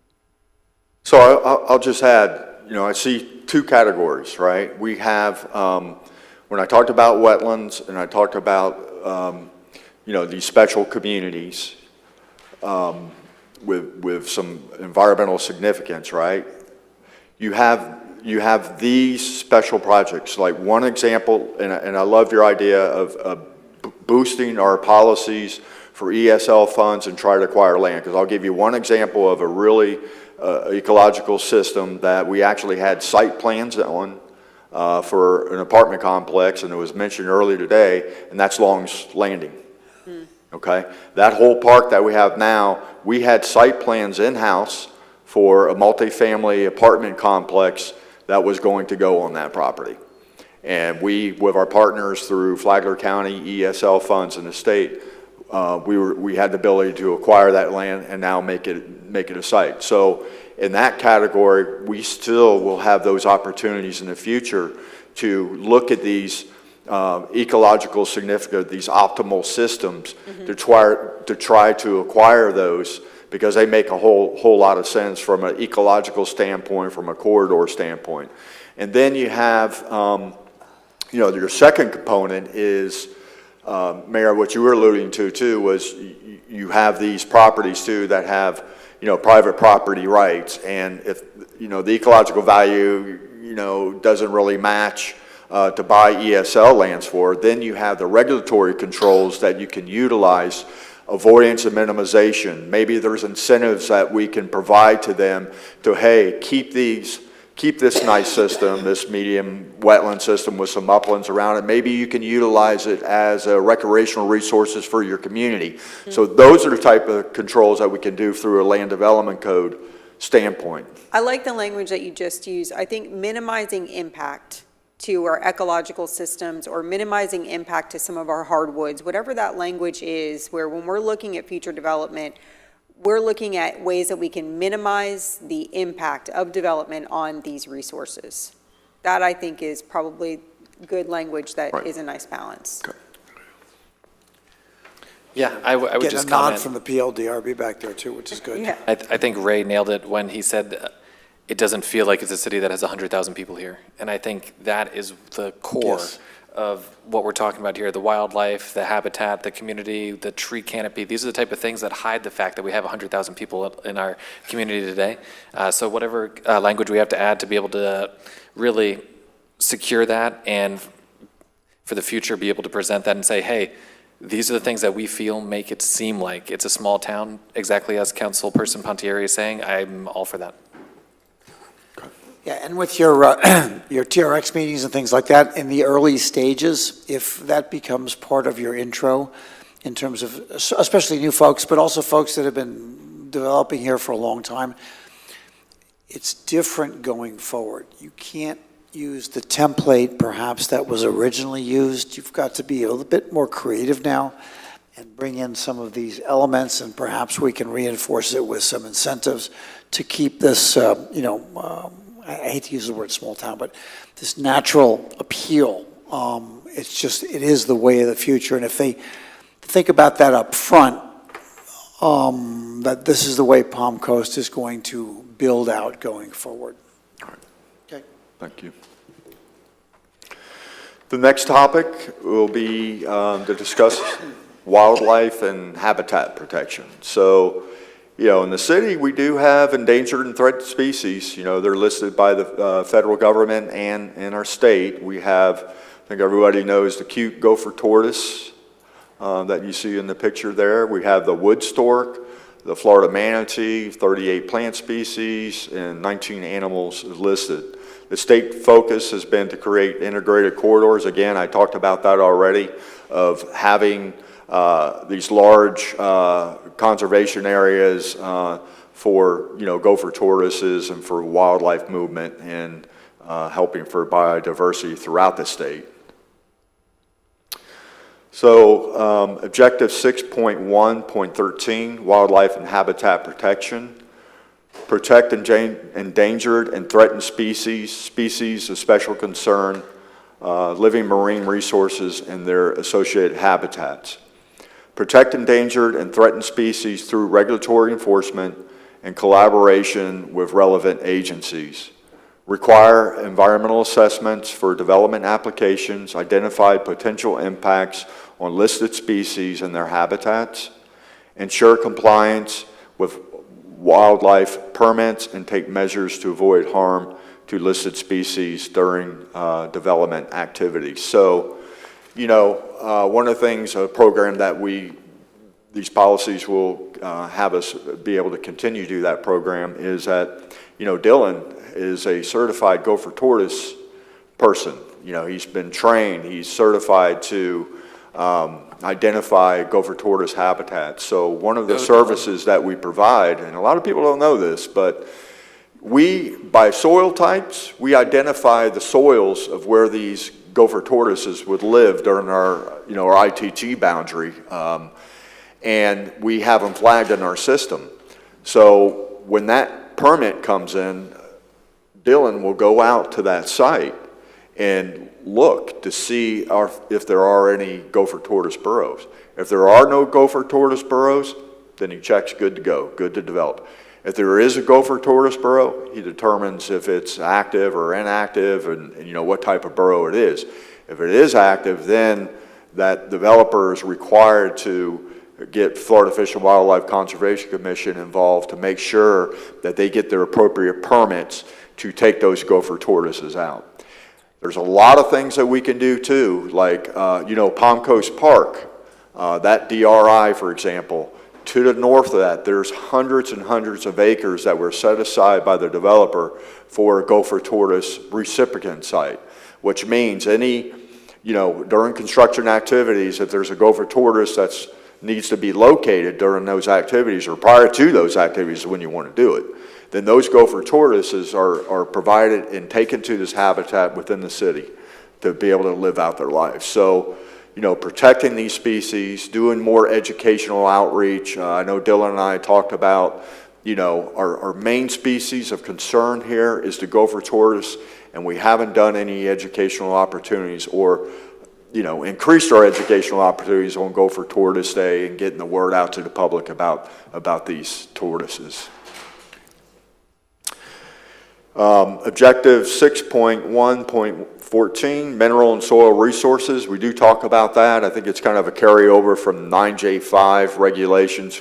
We really don't have mining in Palm Coast. There's no heavy mineral sands here, but we do have borrow pits and sand mining. And typically, I think, our policies here enforce regulations to prevent adverse impacts from these activities on air, water, and aesthetics. If you're going to make a pond for a borrow pit and it's going to be future development someday, let's just not do a hole in the ground. Let's make it look like a natural lake, right? Those are the type of things that we can accomplish and do. Coordinate with state and federal agencies to obtain necessary permits, ensure compliance with reclamation standards, implement erosion control measures to avoid soil erosion and associated with development activities. Ray, I may be jumping ahead of you, but I hope this doesn't confuse the discussion, but do you have a section in here yet regarding the salt canals and their either environmental protection or their maintenance in the future? Have we started that at all? No, sir. We do not have that within. We had an internal discussion on where the best suitable location for that would be, and I guess specifically maybe in intergovernmental coordination or maybe within somewhere within the infrastructure. But it's sort of on the radar. Yeah, that was because eventually it'll become the dredging and part of the that, Okay. Yeah, we need to find a place for that in the policy. So I talked a little bit about education outreach for environmental is key. It's important. We do the CHIRP program now. But basically the objective is provide information and educational activities for public, developers, and landowners to assist them in understanding the needs and issues related to the conservation and sustainable use of the city's natural resources. Some supporting policies include increased efforts to educate the public, developers, and landowners on environmental issues through information, educational activities, focus on topics such as air and water quality, conservation, and regulatory changes to enhance public understanding.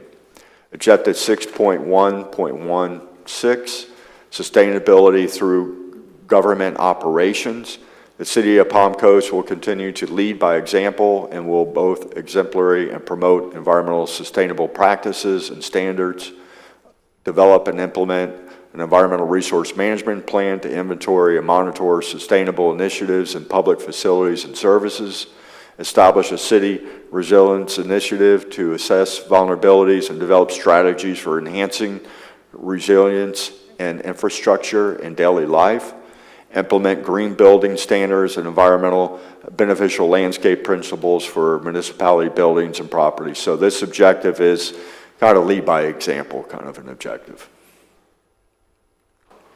Any questions on what I just covered? Any more conversation on that? I'm done. Good. And, no, good. Okay. So we talked a little bit about cultural resources.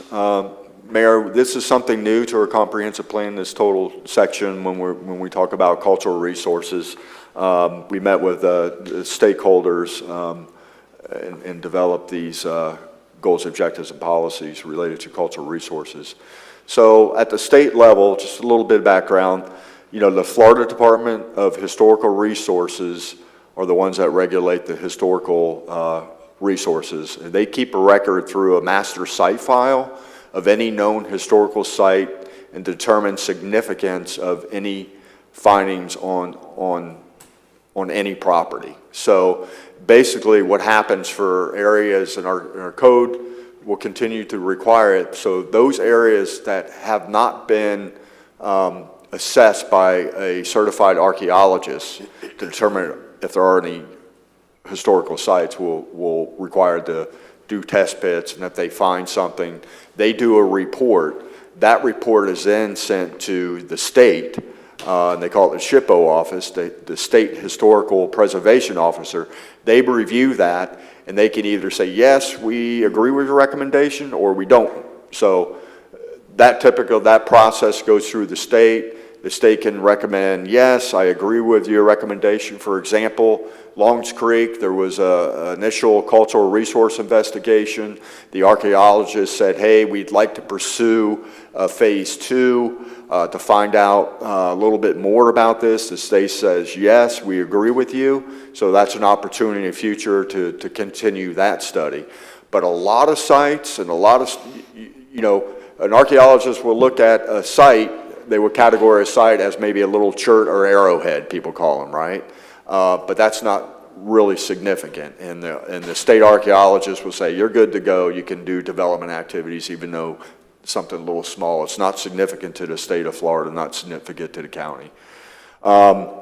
So another thing too, when it comes to historical buildings and designations, this discussion has been had with the city for about 20 years about our initial IT&T when Levitt and they developed Palm Coast. We are coming to 50 years of age. So, looking at these original IT&T works, and looking, we have some policies set to investigate the potential of creating a historical district. Nothing set in stone, but starting that ability to investigate what are the pros, what are the cons, and those type of things. So again, as new development submits outside of that cultural resource area, we have policies that promote investigations to make sure that our cultural resources are known and they're found. So objective 6.117, preserve cultural and historical resources.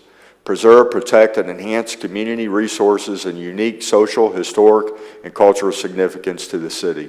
Some of the policies that support this objective, the summary includes maintain an inventory of cultural resources and encourage their preservation and protection, incorporate requirements and standards for cultural resource assessments into the Land Development Code to ensure protection during development activities, collaborate with historical societies and relevant agencies to integrate cultural and historical educational opportunities and pursue grant opportunities for the community.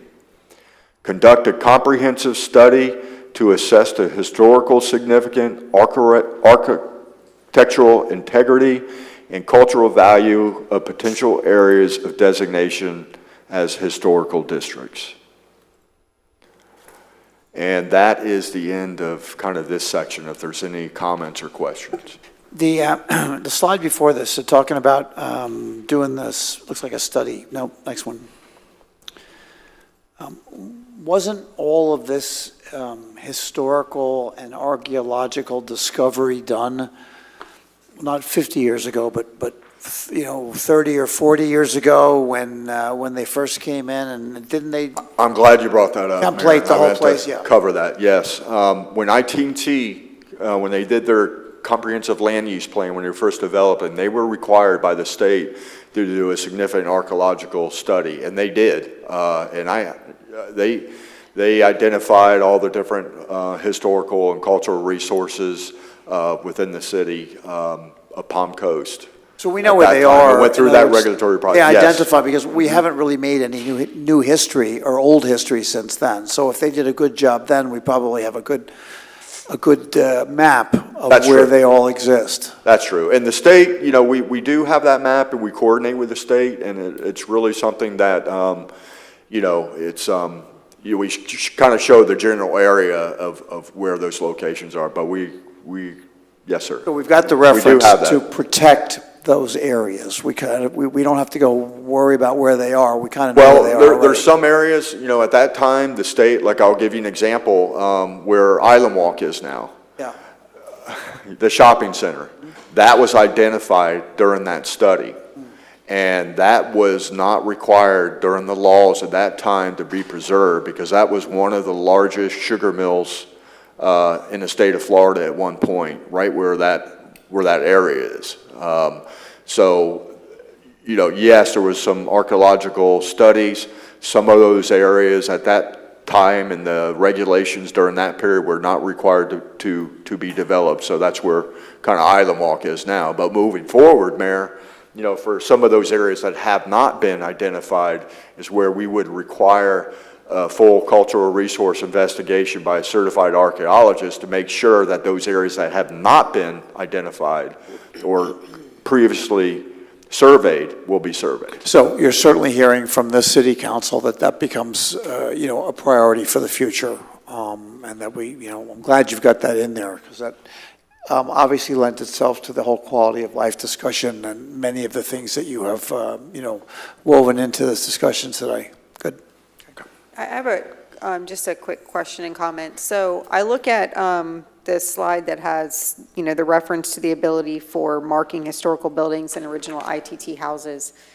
I know in Springfield and Jacksonville, some of those kind of original Springfield, I don't know what the architectural name for them is, but those historical houses, they all have like a placard on them, and it references, when you see it, you know it's an original Springfield home, and I think that's super cool. I don't know if maybe that's something that we can, this isn't a part of the comp plan, obviously, but since we're talking about it, you know, some type of competition, maybe even for our middle school or high school students, to come up with some type of placard for these types of houses. I think that would be a really cool activity for them and a good community type thing, but just something cool to put on these houses as well.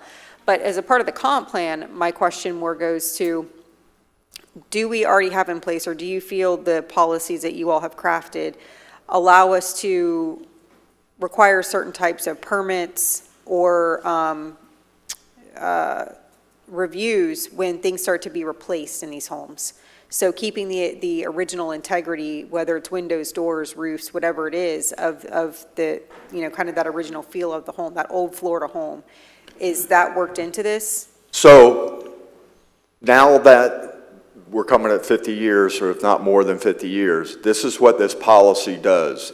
These policies are set for identifying the area, doing a study, okay, looking at the potential of becoming a state, federal district for a historical district, and with that comes certain regulations and different requirements. I don't know, I'm not an expert in that, don't know a whole lot about it, right? A little bit, but we're at the age of these homes where that's something that we would look to see what the pros and cons of that designation, but maybe also the study that we'll bring forward to the city council will also identify other opportunities such as you're talking about. Maybe there are some regulatory requirements that are special, because I mean, one of the things to look at, right, at a historical district, there's some real fine benefits. We have an aging neighborhood. This also could help in the value of those homes as well, and help in the long term of keeping the viability of this neighborhood continuing. So there are some real good benefits of looking into this and having this as a potential, especially for this whole area. I mean, we have opportunities, you know, we have some property along Clubhouse Drive, for example, that could be right where the old model center, right where you see the tower that used to be, where people used to come and pick out their home.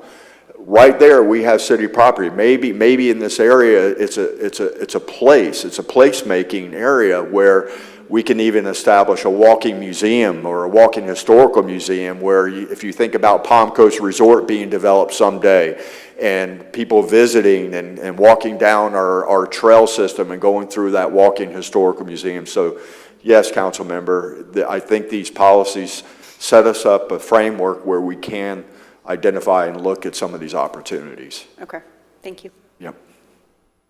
I thank you gentlemen very much for this presentation. The only thing I would say is this hasn't occurred so much in the past few years. I think we've probably done a good job at snuffing this out a little bit. Some people will come forward and try to present their house as a historical type situation in Palm Coast because there are tax benefits that go along with it, if I'm correct.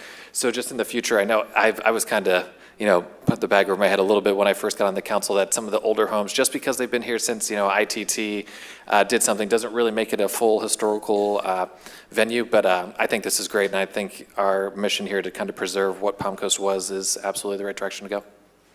And thank you for vetting all of the people who have come forward since then, because I haven't really seen anyone come forward. Thanks. Okay, so we go into the section, we got the preserve, I covered that, Mayor, yeah. So we go to our second section of this, and that's intergovernmental coordinate, it is our natural disaster management. So a lot of agencies are involved. Mayor, earlier you asked how vested was staff in helping create this, and I could tell you our chief was side by side with us. He's here today for any technical questions that you may have on this section. Of course, he's coordinating with Flagler County on this section as well. So basically we have a goal, 6.2, natural disaster management. Establish growth management strategies that will allow growth to continue within the city and coastal zone areas which does not damage or destroy the function of coastal resources, protects human life, and minimizes property loss to destruction by natural disasters.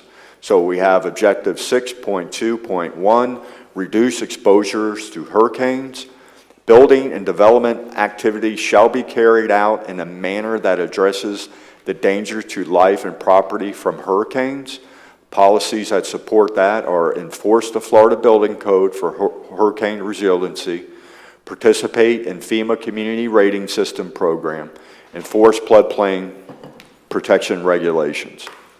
Objective 6.2.2, coastal high hazard areas, direct population concentrations away from known or predicted coastal high hazard areas.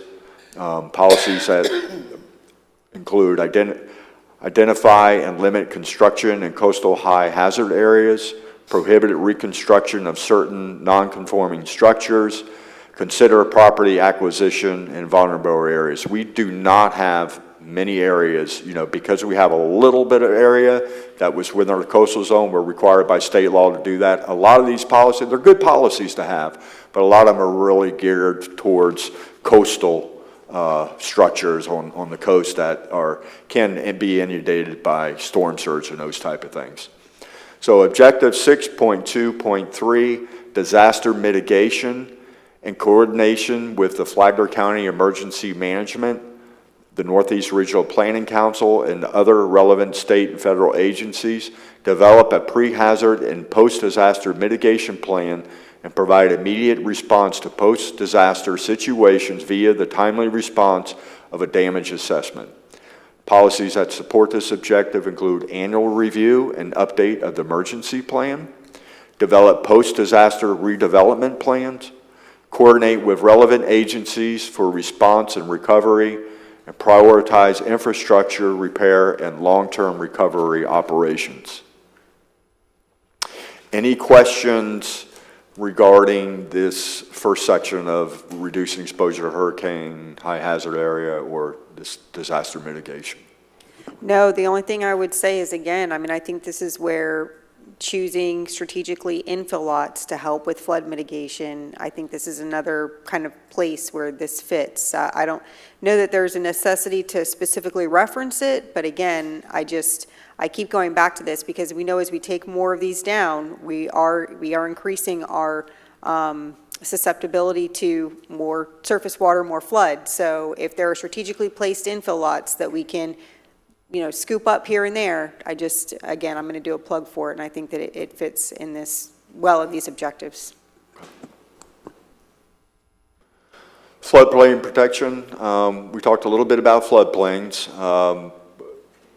and part of this, we also have a windborne zone that our Florida Building Code regulates. Again, we've already talked about flood-prone areas, but our peril floods addresses that. That was a state mandate. And our city, we currently hold a Class 4 certification through NFIP, which translates to a 30% reduction in floodplain insurance. You all know about our great floodplain program that we have. That's just an illustration of I mentioned this earlier, a lot of our conservation areas do include a lot of our floodplain areas as well. So again, I'm going to kind of cover a little bit about evacuation, coordinate with the appropriate agencies to reduce or maintain hurricane evacuation time, coordinate for consistent evacuation times, improve emergency planning for evacuation, update evacuation routes and facilities, and address deficiencies in evacuation planning and infrastructure. Objective 6.2.5, provisions of shelter space, provide adequate and safe hurricane shelter space for special needs population and other persons in hurricane vulnerability zones, ensure shelters meet regulatory standards, support provisions of shelter space for special needs populations, and coordinate with relevant agencies for shelter provisions. Good job with the evacuation zones. That's something that over the last 8 years we've kind of revamped. Now we have the solid evacuation zones. That makes things much easier to convey. Yeah. Okay. Again, I mentioned, any other questions on evacuation or shelter space? Or coordination? Okay. So peril flood, that was one I mentioned before. In May 21st, 2015, Rick Scott signed into law that our community is required to have a peril flood element. So our objective 6.2.6, peril flood. POMCO shall continue to assess the current and future risk for human life and property from floods and other natural hazards in the coastal area and implement development and redevelopment strategies that reduce such risk. Maintain and update flood risk maps, utilize comprehensive plan and building codes for flood mitigation, prohibit redevelopment in coastal high hazard areas without safety assessment, restrict cultural facilities from high hazard areas and FEMA special flood hazard areas. And POMCO shall continue to participate in the National Flood Insurance Program and a rating system administered by FEMA to reduce flood losses and achieve flood insurance premium discounts for our residents. We do cover fire-wise planning, objective 6.2.7, ensure thorough consideration and enforcement of wildfire mitigation strategies and land use planning, development, and management to protect public safety, welfare, and property against wildfire hazards. Some of the policies, summaries that support this objective include consider wildfire mitigation strategies for future development, enforce land development code regulations for wildfire mitigation, coordinate with Forestry Service for wildland management practices, require that developments provide for a minimum of 2 emergency ingress and egress access ways, and the new development infrastructure is designed to assure fire access. So I know the chief and I and his team really had a lot of good discussion regarding this objective on fire-wise planning, especially as we continue to grow. It's going to be important to, we believe, to go back and reevaluate our land development code when it comes to fire-wise planning and looking at opportunities for to ensure that we are protecting for future fires in Palm Coast. So that was conservation and coastal management. And do we have any questions or comments on what I covered? All these pictures were from the same day, right? Yep. Wild stuff around here. Is there any kind of a rating, or was there ever a study done on, I mean, we're so limited in our, especially our, I guess, the east-west evacuation routes. You got a little bit going north and south, but we're built north and south. But east-west, if we've got something bad coming, Well, how do we rank there? I mean, it's got to be Okay, scary, right? Mayor, we are completing the transportation element right now. Yes. And one of the things and one of the objectives and some of the goals that we're looking at is identifying more east-west way. Okay. For evacuation routes, and we address that in transportation. Sure. Yeah, you hit the hammer on the nail. Yeah, because we get Yep. caught short. I mean, trying to move people is Absolutely, a problem. yeah. Okay. That's All right. right, good. Okay. I had a comment with regards to the surface water quality. So under policy 6.1.5, it talks about ensuring a certain water quality. Is the goal to keep our surface water quality at the same level or better as it is now? What is the goal? And I only ask because it's not specific. So if we have a policy, the policy should state what quality we're keeping our surface water. Yeah, I think, great point, and, I may ask Carmela to step up on this too, possibly. But the goal is always not to degrade the water quality, the surface water quality. And if we can improve it, we can improve it, right? So we do have, and which you'll hear on the next chapter on the infrastructure chapter, we do have what the state has identified as some impaired water bodies within the city. So what that means is there's more regulatory standards that we have to accomplish to treating their surface water to make sure that it's cleaner. The idea is to get that water quality cleaner. But the whole idea is not to degrade the surface water quality at all. So then, I would just say somehow, maybe specify in objective 6.1.5 that we want to keep quality, that we want to keep the levels at either the current or better than they are now, rather than just saying we want to maintain Excellent.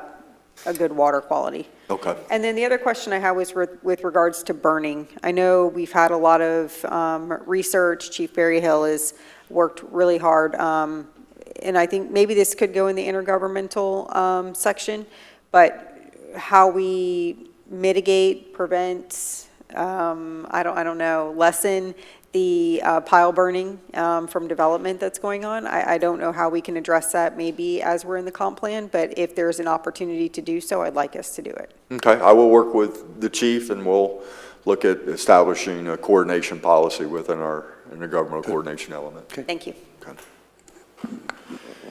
So our next is going to be the infrastructure chapter. Mayor, do you want us to move forward now with the infrastructure? What's that? Infrastructure. Yes, is our please, chapter. absolutely. So Mr. Fong Wen is going to provide, Fong, I'm going to let you sit here. So you can flip here. And again, this was a team effort on infrastructure. We cover, potable water, sanitary sewer, but Fong's going to have the presentation and we'll move forward with the infrastructure element.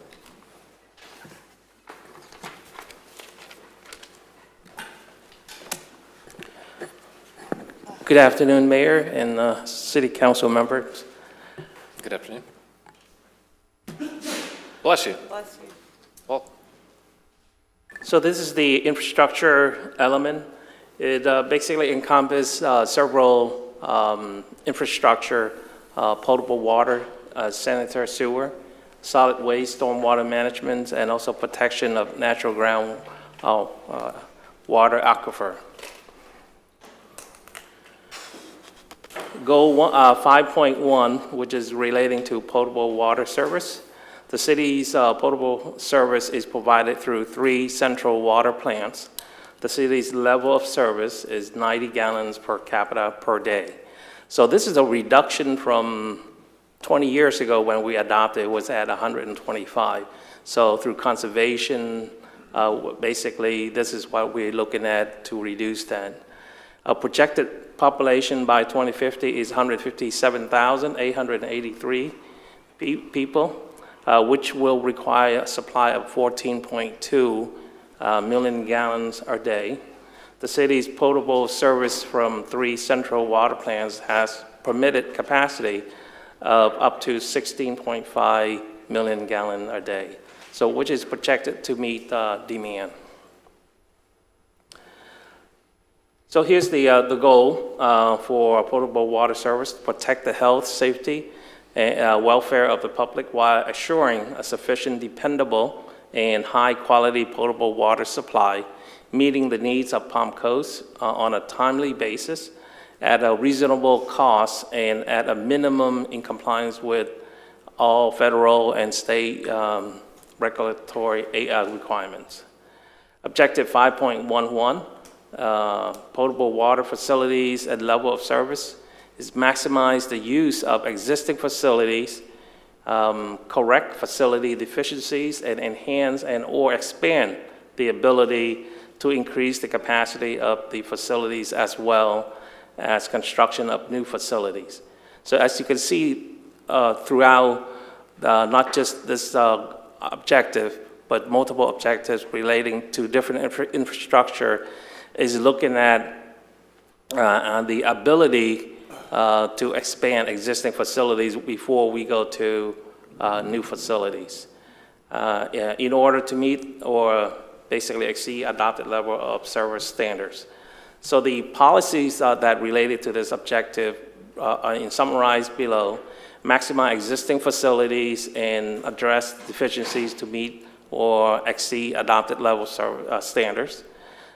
Regularly review and update the water supply facilities work plan, and coordinate with regulatory agencies and maintain compliance with standards and permits, and ensure emergency procedures are in place for minimum service disruption during disasters. So that's part of all the policies relating to this objective. The next objective is 5.12, aquifer sustainability.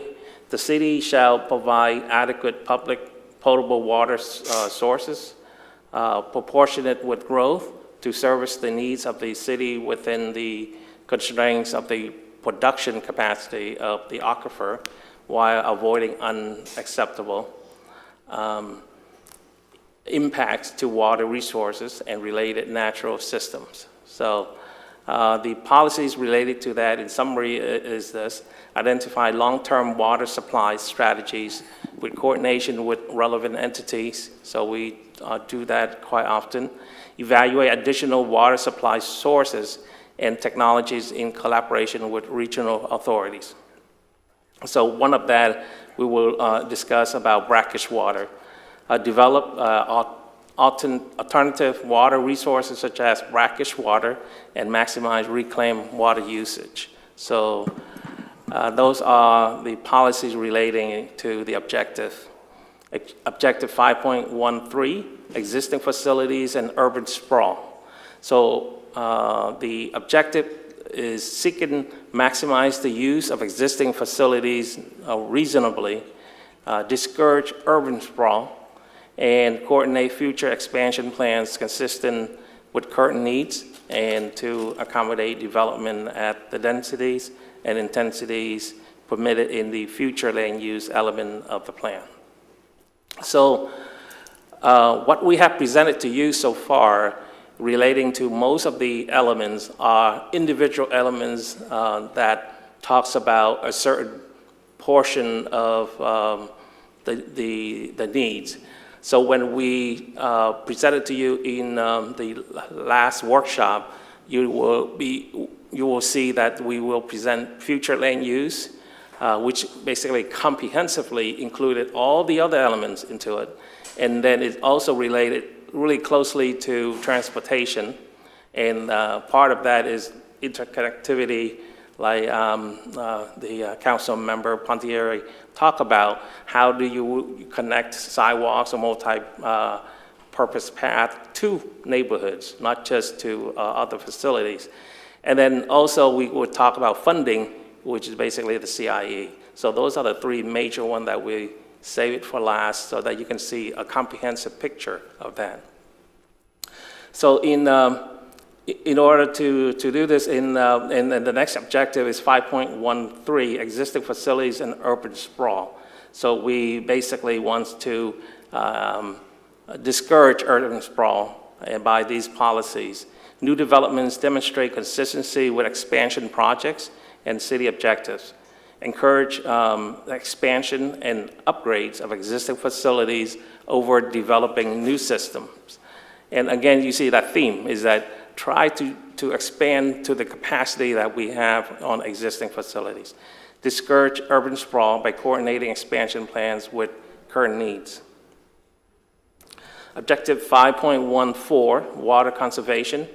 Continue and expand the city's water conservation program in order to maintain a low per capita consumption of potable water.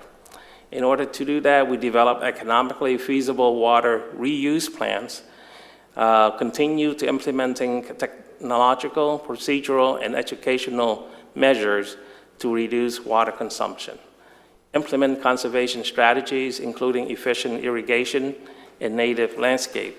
So all of that in part of the site development is that what we have in the regulations currently. Collaborate on a joint public education program for water conservation. So the education component is also a huge part of it. Objective 5.15, development of alternative water supplies. Continue to explore the development of alternative water supplies to meet future water needs. Utilize feasible alternative water sources in water system improvements. Investigate using advanced treated wastewater and expand reclaimed water distribution. As I mentioned with the planning PLDRB, there are technologies out there already that basically can treat wastewater so that you can have potable water. So I haven't tried, but I think that they have tested is fine. And we also look at other alternatives like desal plants that so about 10 years ago, we had that major regional discussion, but the cost wasn't there, so. And so I'll stop here before I go to the next goal, unless if you have questions, or if not, then I'll go to the next one. So just briefly, the St. John's Water Management Permit, all of the things that you just mentioned, do they reinforce that permit, or, because that is that's the umbrella over new development, new access to water, right? So these policies reinforce that, support that? How do you connect those? Yeah, St. John's River Water Management District is a big component and our big partner, our number one partner in these goals and objectives, right? As a matter of fact, Mayor, we were on the phone with them maybe 3 weeks ago, showing them the draft of this and letting them the review ahead of time, because we definitely want to make sure that our goals and our objectives are the same as their goals and their objectives as we move forward. Yeah, because they call the shots at the end of the day. They call the shots, and they're a big partner for us, and, our water resource planning efforts and going hand in hand with them there. Yeah. I think the important thing, I just want to recap back here at the potable water service, we currently do have permitted capacity to serve the projected population for 2050.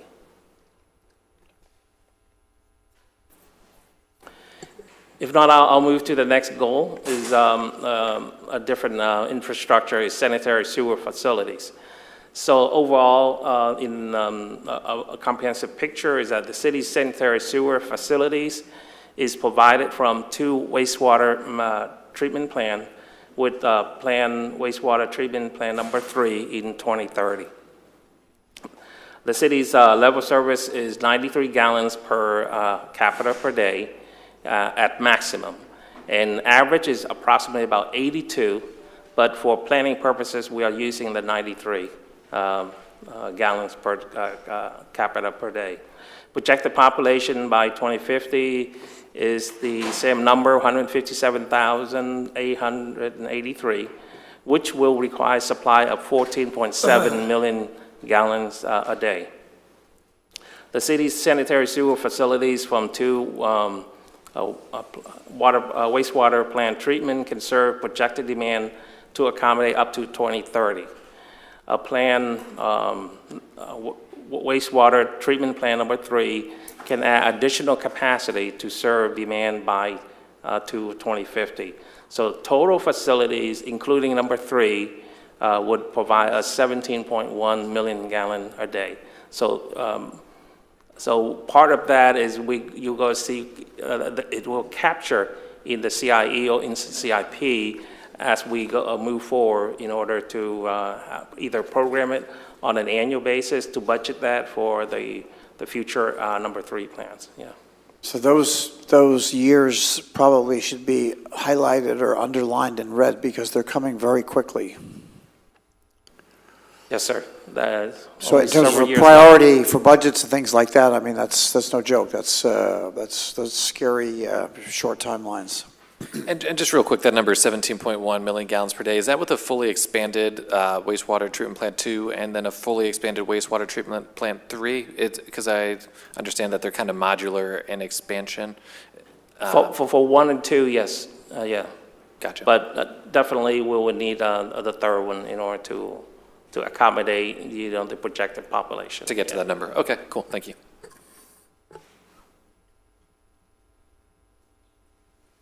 So here's the goal 5.2, protect the health, safety, and welfare of the public by ensuring wastewater treatment facilities and services are environmentally sound, effective, and meet the city's current and future demands.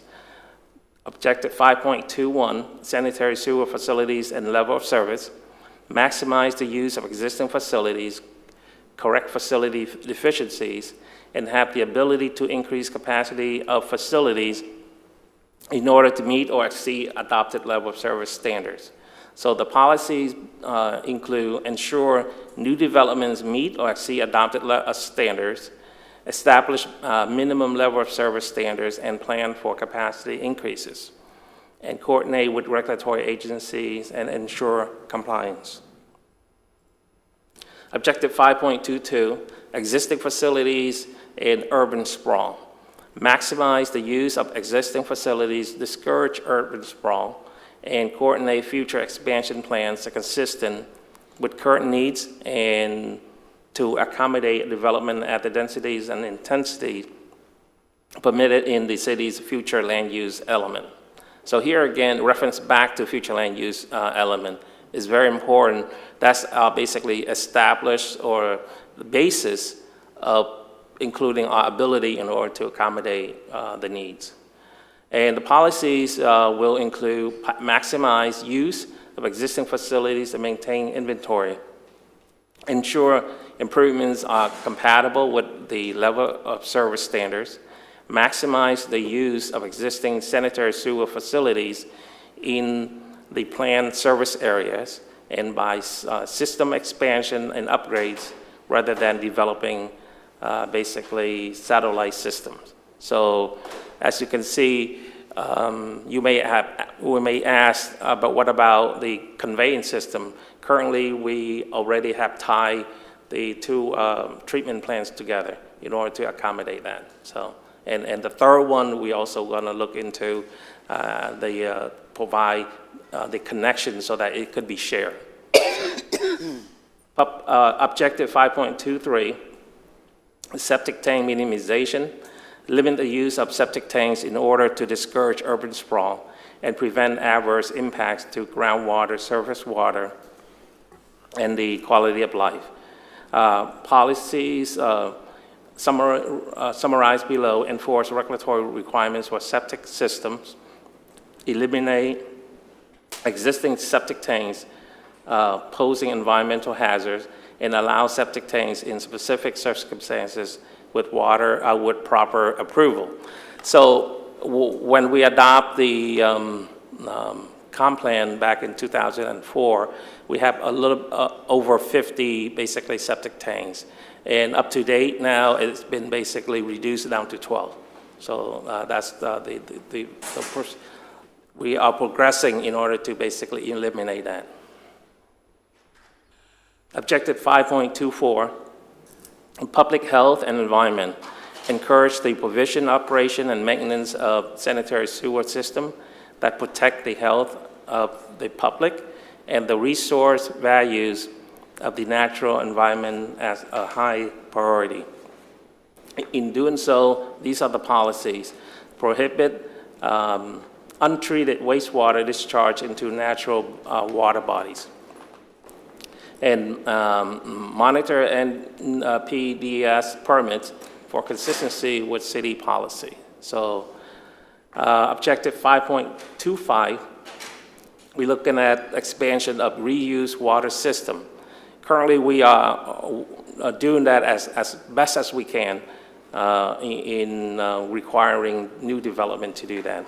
Expand the reuse water system in order to reduce and/or offset potable water use. Explore opportunities to expand reuse water system with wastewater improvements, and require new developments to connect to reuse water system where available, and pursue funding for expansion through relevant agencies. And we also do that as development comes in, we would require them to also include reuse lines as well. So, And with that, backing up a slide, if you will, and Ray, maybe you can help here. I've seen the comment in there, discourage urban sprawl, a couple of times. So, short of putting up a wall or a fence, what does that mean? And it's not really a rhetorical question, but Yeah, give me an idea of what that means to you in the planning department. How do you actually discourage that? Because it's, people are talking about it, and I'm not clear on how that works. so urban sprawl is development going haywire outside of your boundary of where your infrastructure is and where your infrastructure provided, or not adjacent to infrastructure. So in South Florida, they had like a really tough time with urban sprawl, especially like Southeast Florida, right? You're going into the Everglades, you're providing neighborhoods and houses without the appropriate infrastructure, without facilities that are part of the system. A lot of times your urban sprawl would include like septic tanks. So a lot of these components that we're putting not only in this chapter, but the entire, as a whole, as a comprehensive plan, it's going to limit urban sprawl. Prohibiting new septic tanks in certain areas, for example. You're not going to have development out, way out without those centralized services that you need. So you're going to require master planning of these components in advance of the growth or development, That's right. so that it's not runaway or it's not abstract or haphazard. In other words, the master plan will define what the finish line looks like. Absolutely. What the finish line looks like, having those centralized services and having those planned for. All the way to Councilwoman Pontieri's point about having the interconnected neighborhoods and areas. Those kind of things will be master planned in up front. Yeah, Okay. that's exactly right. Yeah, I think one of the major thing relating to that is cost. You have to have a lot of conveyance, a lot of miles of roadways, and so that's the reason why part of it is to discourage urban sprawl. Yeah. I just have one question on this section. Policy 5.1.1.6 references a citizen advisory group that will provide recommendations to the city regarding potable water issues. Is this a new addition, or was this already in?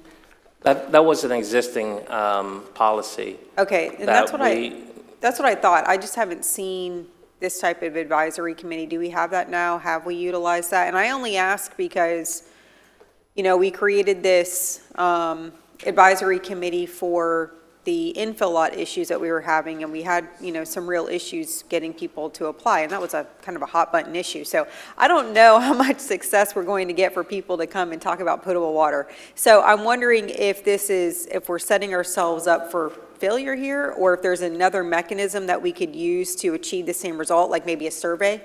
Yeah, I Advisory think this, absolutely, I'm surprised I didn't, I think this policy needs to be modified. Yeah, And I I would think it say needs to so. be modified in a general term that, city council can, at their discretion, set up another advisory committee if they wanted to, that deals with potable water and sanitary sewer. So, this is old time. This is kind of a leftover.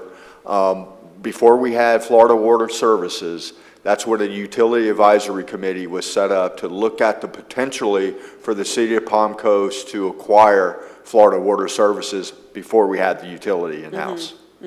Okay. I was just going to Ray pretty much covered what I was going to say, that, you know, having the ability to have it in the future is here. I mean, you don't necessarily need in the comp plan to do that.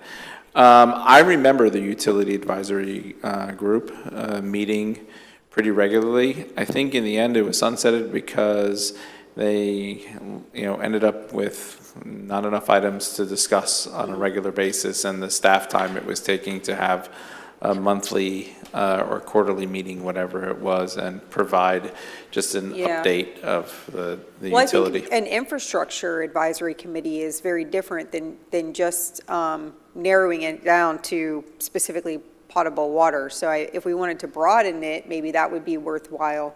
But to say it's for only this one reason, I Yeah. think it's futile. It's a leftover, we need to Yeah. take that out. Yeah. Yeah, we initially proposed to remove it, but we thought that we provided there so that you have that discretion whether would you like to remove it or just keep it there as a potential. So that's up to you, yeah. We'll remove it. Yeah. Because you can always set up like Jason said. Yeah, I mean, we have set that up ability anyways. Yeah. Well, is there any appetite to continue this at another time? I have an obligation, I have to be at 3 o'clock, so I have to exit here, and I don't know how you guys are feeling, whether we can continue these chapters at another time. I feel like we're losing a little bit of gusto as well, but I'm leaving it up to you guys. So, Yeah. where are you in the presentation? We are almost finished with infrastructure, then we have housing. How much longer in infrastructure? Probably 15 we- minutes, Fong, you're Five. close. Yeah, I What do you can, think? I can About a half push hour? it to, And Ms. Hyder needs I to have leave as well. early also. Yeah, we think we can be done by 4. I'm fine with continuing onward. I mean, I know we have a lot, infrastructure and housing. Housing's a big one too, so I mean, I'm more than happy to continue, So you, to go to a different meeting. right, continue in to other a words, different to get to a stopping point here, and then we'll find a place to recontinue, because I think it's too important, and I agree. When we get to housing, I agree. think everybody needs to be on their best game. 100%, yeah. So, okay, I where have do you to want? exit. Thank you, guys. Okay, so this, But we can always, Mr. Kluvis can always, you know, after Rita, if he has any questions, feel free to Yeah. call me, and then we can bring that up at the next So, workshop if there's Are any we changes. saying we want to and get that through type of thing. infrastructure? that's what I was hoping, so you got to go right now, right? Okay, and infrastructure is how much longer? 20 minutes? About 20, 30 minutes. yeah. Yes. We'll have 3 more So you go infrastructure. and we'll stay for the end of infrastructure, and then you'll Okay. listen, okay? Is that all right with everybody? Yeah, it's fine. Okay, we still have 3 of us. So finish up, don't sir. speed Are through you it. good? I just want Finish up Go for it. infrastructure properly, and then that's where we'll cut it today, okay? Okay. Yeah. So the Up here for myself. 5.3, stormwater management. The city's stormwater master plan adopted in 2019 provides a comprehensive look at the entire drainage system and identifies areas where capacity conveyance and flood protection improvements could be made. Utilization of this master plan as a planning design tool performing routine maintenance and the enforcing the city's land development code for new development. So this is the plan that we base on, including new development and redevelopment, shall ensure that the city's drainage system remains functional. The city shall review the recommended drainage projects in accordance with the following priorities. First is those improvements which increase public safety and welfare. Those improvements which reduce property damage associated with flooding. Those improvements that which maintain or improve the quality of water flowing into receiving creeks, rivers, ponds, canals, and wetlands. Those improvements which preserve, restore, or enhance natural habitats and wetland. And lastly, those improvements which reduce maintenance costs for the city. So those are basically the priorities, the 5 priorities that we looked at. And the goal 5.3 in is wording is basically summary, is develop, operate, and maintain a cost-effective and efficient surface water management system. which will protect the public and property from flooding while maintaining and improving water quality of receiving water bodies. Objective 5.3.1, stormwater facilities. Identify areas of need where stormwater improvements could be implemented to increase flood protection, maximize the use of existing facilities, and protect the functions of natural drainage features, which basically serve the city. Identify areas needing stormwater improvements for flood protection and natural drainage preservation. So our stormwater department has aggressively been doing that.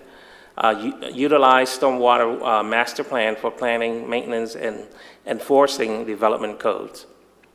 Prioritize projects based on public safety, property damage reduction, water quality, habitat preservation, and cost effectiveness. The next objective, 5.32, maximizing existing and new facilities. So maximize the functionality and utility of existing and new drainage facilities to accommodate drainage needs of new infill development in order to discourage urban sprawl. Provide incentives for infill development, reducing drainage impact on city system. Require development plans to demonstrate sufficient drainage capacity and regulatory compliance. Objective 5.33 is basically correcting facility deficiencies. Ensure surface water management facility deficiencies are corrected and that natural drainage features are protected. And these are the policies that related to that. Educate citizens on swell maintenance responsibilities and enforce ordinances. Not a lot of people understand what the swell system, how it functions. So a big component of it is basically the educational component. People often complain that after a rain, water is standing there. And the effect of it, the design of it is for that to happen. Implement swell maintenance program, prioritize improvements, and monitor performance. Ensure finished grades of infill lots are compatible with drainage system. And I think that's, we've been improving that a lot because of the existing ITT platted lots have some issues relating to adjacent lot development.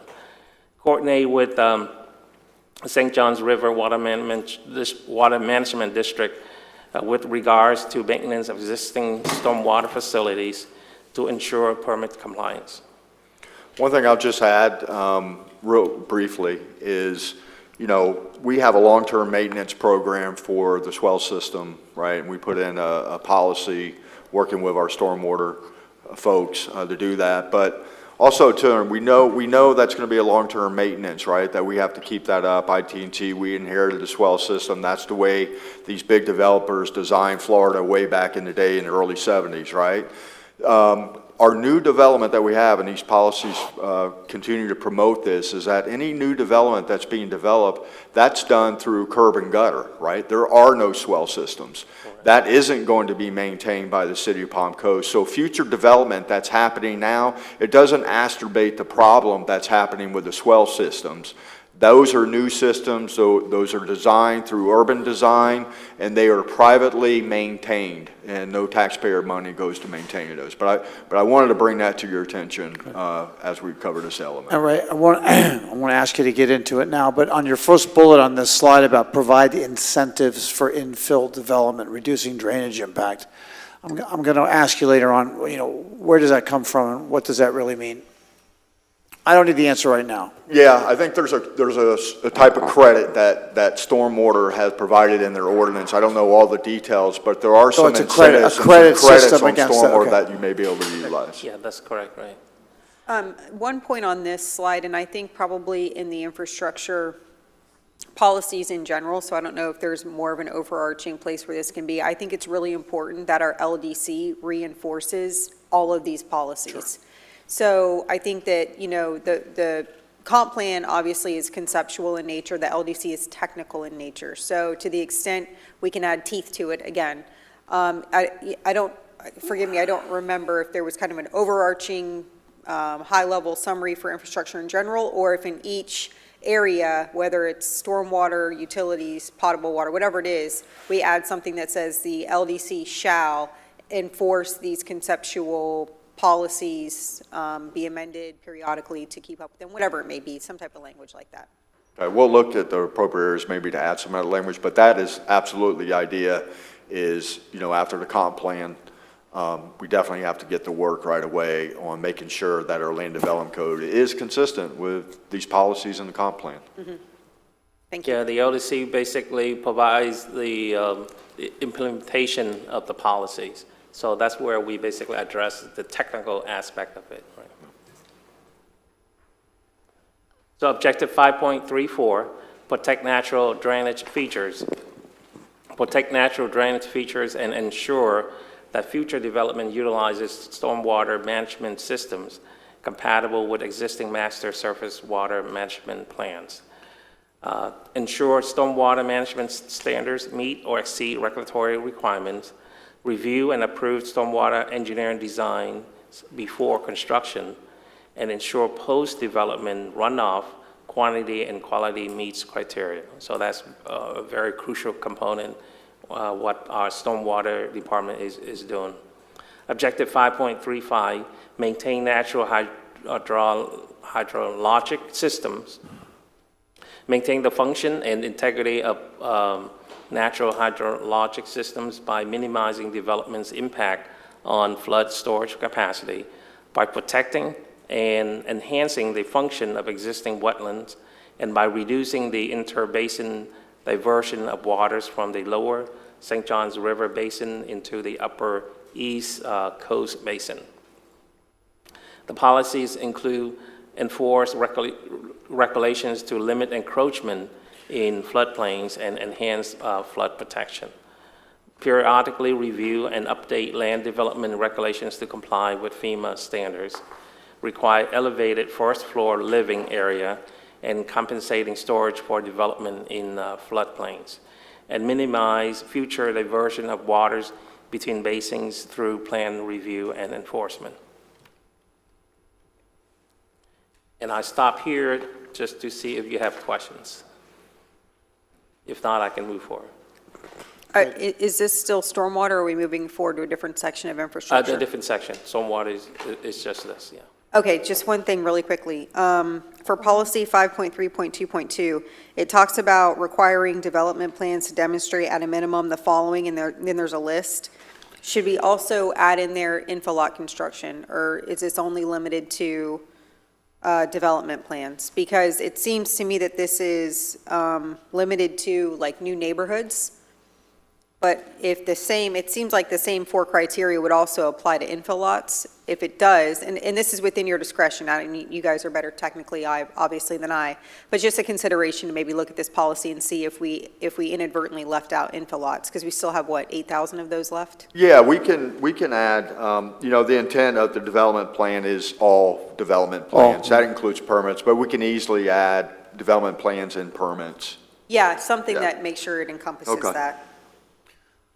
So I believe we're at a natural break point here, and I think that we should hold for all of City Council to be available. What is the next chapter?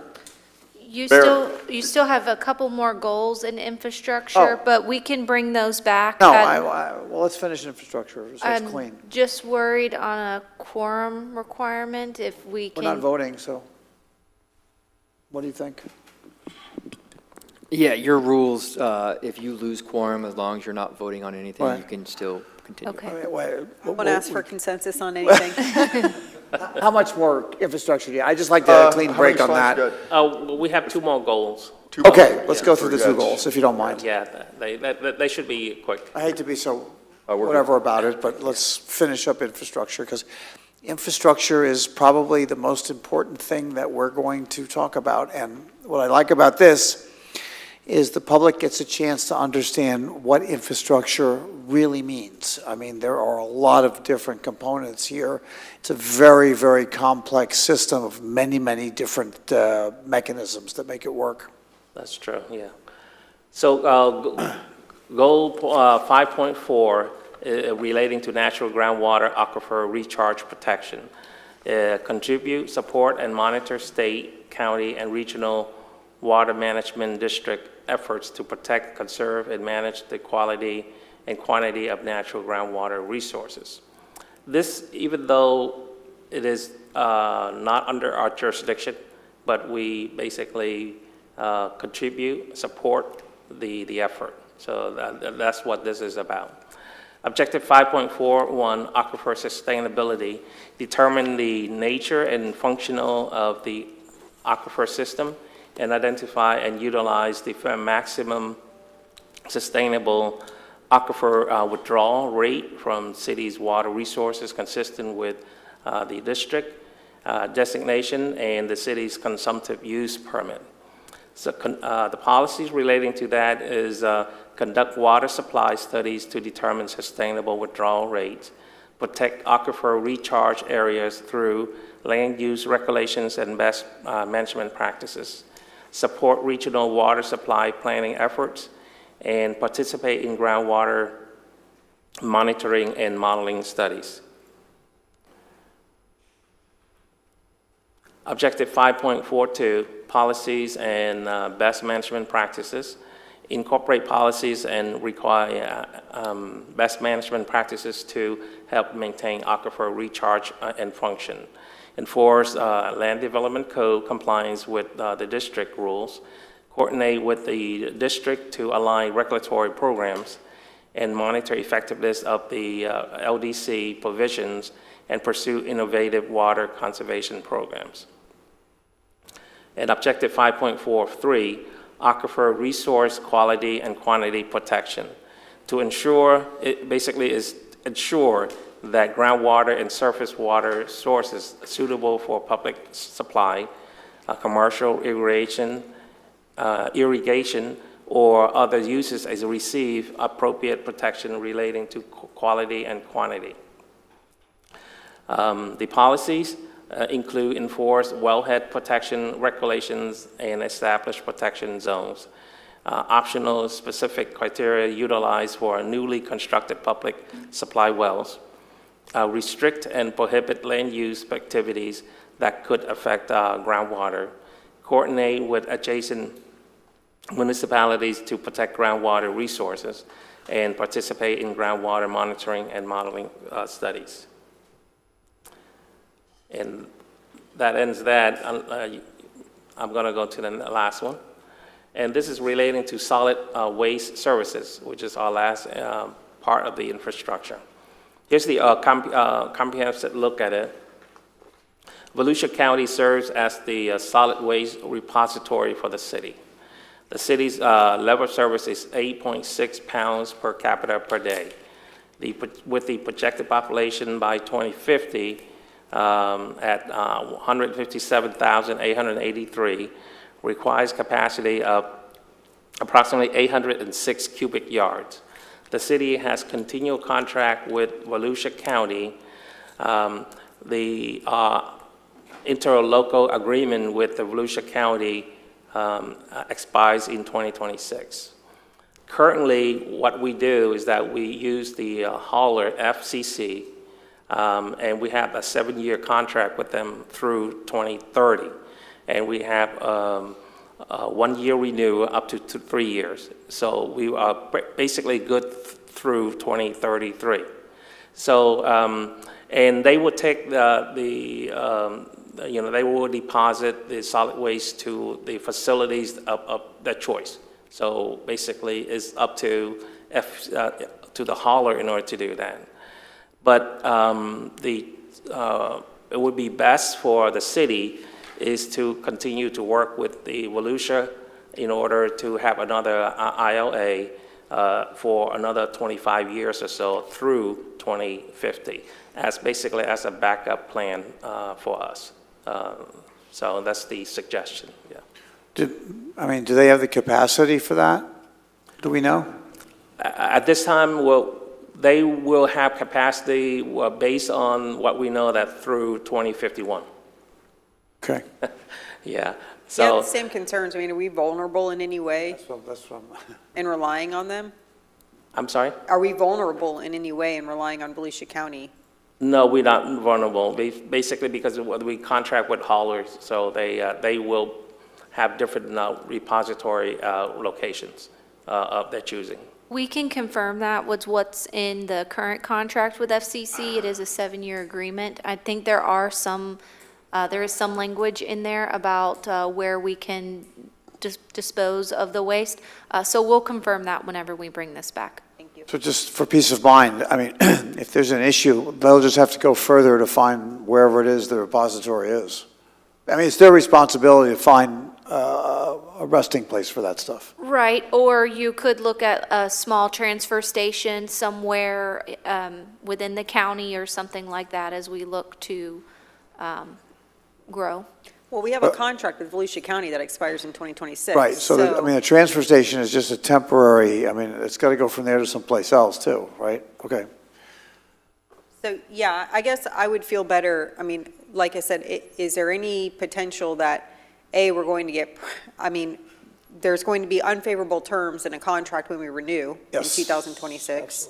All you get Or, harder. right, yeah, exactly, yeah, I mean, everybody's experiencing growth, right?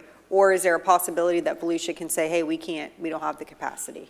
Or should we start that conversation earlier? I would say, As yeah. opposed to It's being right around the corner, strangled right? at the 11th hour? So is that a council question? I do know that our residential collection supervisor, Miss Alyssa Roscoe, she is aware of that, and they are already having active conversations. Yeah, and she was part of our team, and I think the important thing here for growth management standpoint is, you know, looking out to 2050, some of these policies that are set here is number one, yes, we got to go start talking to Volusia County to see if we can renew that contract, and there's other opportunities, you know, in the state where you can take your garbage, but also looking out to 2050 is analyzing, like the city manager said, is there possibility for a transfer station? How are we going to address this as we grow and move forward? I mean, you the know? key is we don't want to be held hostage. Right. At any point in time, and the closer we get to those final dates, the worse it's going to get. So hopefully we've learned from the past and we can do better going forward. Right. Yes. Gentlemen, thank you. I don't think they're done. Oh, no? Public comment? Yeah, I think they're done with the presentation. Oh, I thought you still had more to go on the solid waste, I'm sorry. Yeah, I have a few more objectives, Oh, but go ahead. I think we're fine, we can stop it here. Go ahead, Fon. Are you trying to finish the infrastructure? Yes, yeah, I just have a couple. Go for it. 2 more. Yeah, about 2 more, yeah, right here. So, objective 5.51, manage and maintain solid waste facilities. Encourage Volusia County to manage and maintain a safe, dependable, economical, and efficient solid waste disposal system throughout the planning horizon, pursuant to the adopted level standards in order to correct potential facility deficiency. So that's the discussion with them. Establish and monitor solid waste capacity and availability standards. Engage in negotiation with entities nearing capacity to ensure compliance. Ensure mandatory solid waste collection and full service pickup availability, and monitor and evaluate the efficiencies of private franchise system. So the policies provide us a comprehensive look at it and different options as well too. Objective 5.52, solid waste recycling. The city would enforce recycling policies to extend the life of solid waste facility. Promote public awareness and participation in recycling programs. Implement a recycling program complying with state requirements. investigate partnerships with organizations to enhance recycling, and require solid waste haulers to provide full recycling services. Objective 5.53, illegal dumping and disposal. Implement and enhance programs to address potential problems of illegal dumping of both hazardous and non-hazardous waste material. The policies include monitor construction sites and vacant lots to prevent illegal dumping, increase public awareness through educational campaigns, and expand volunteer cleanup programs and enforce hazardous waste regulations. And that concludes the solid waste component. So there's just one thing that I wanted to bring up, and I apologize because this is about a previous infrastructure issue. It seems to me that the new policy that we're adopting is to rely on I guess, developing of brackish water. Whereas previously, it almost seemed like, oh, if we have to develop brackish water, we will, because it's harder on our plants. I understand it takes more resources. But it seems like in the comp plan now, we're saying, man, we kind of have to develop brackish water. Is that accurate, or am I reading that incorrectly? And if it is accurate, should we be doing that? Should we say that this is a new policy?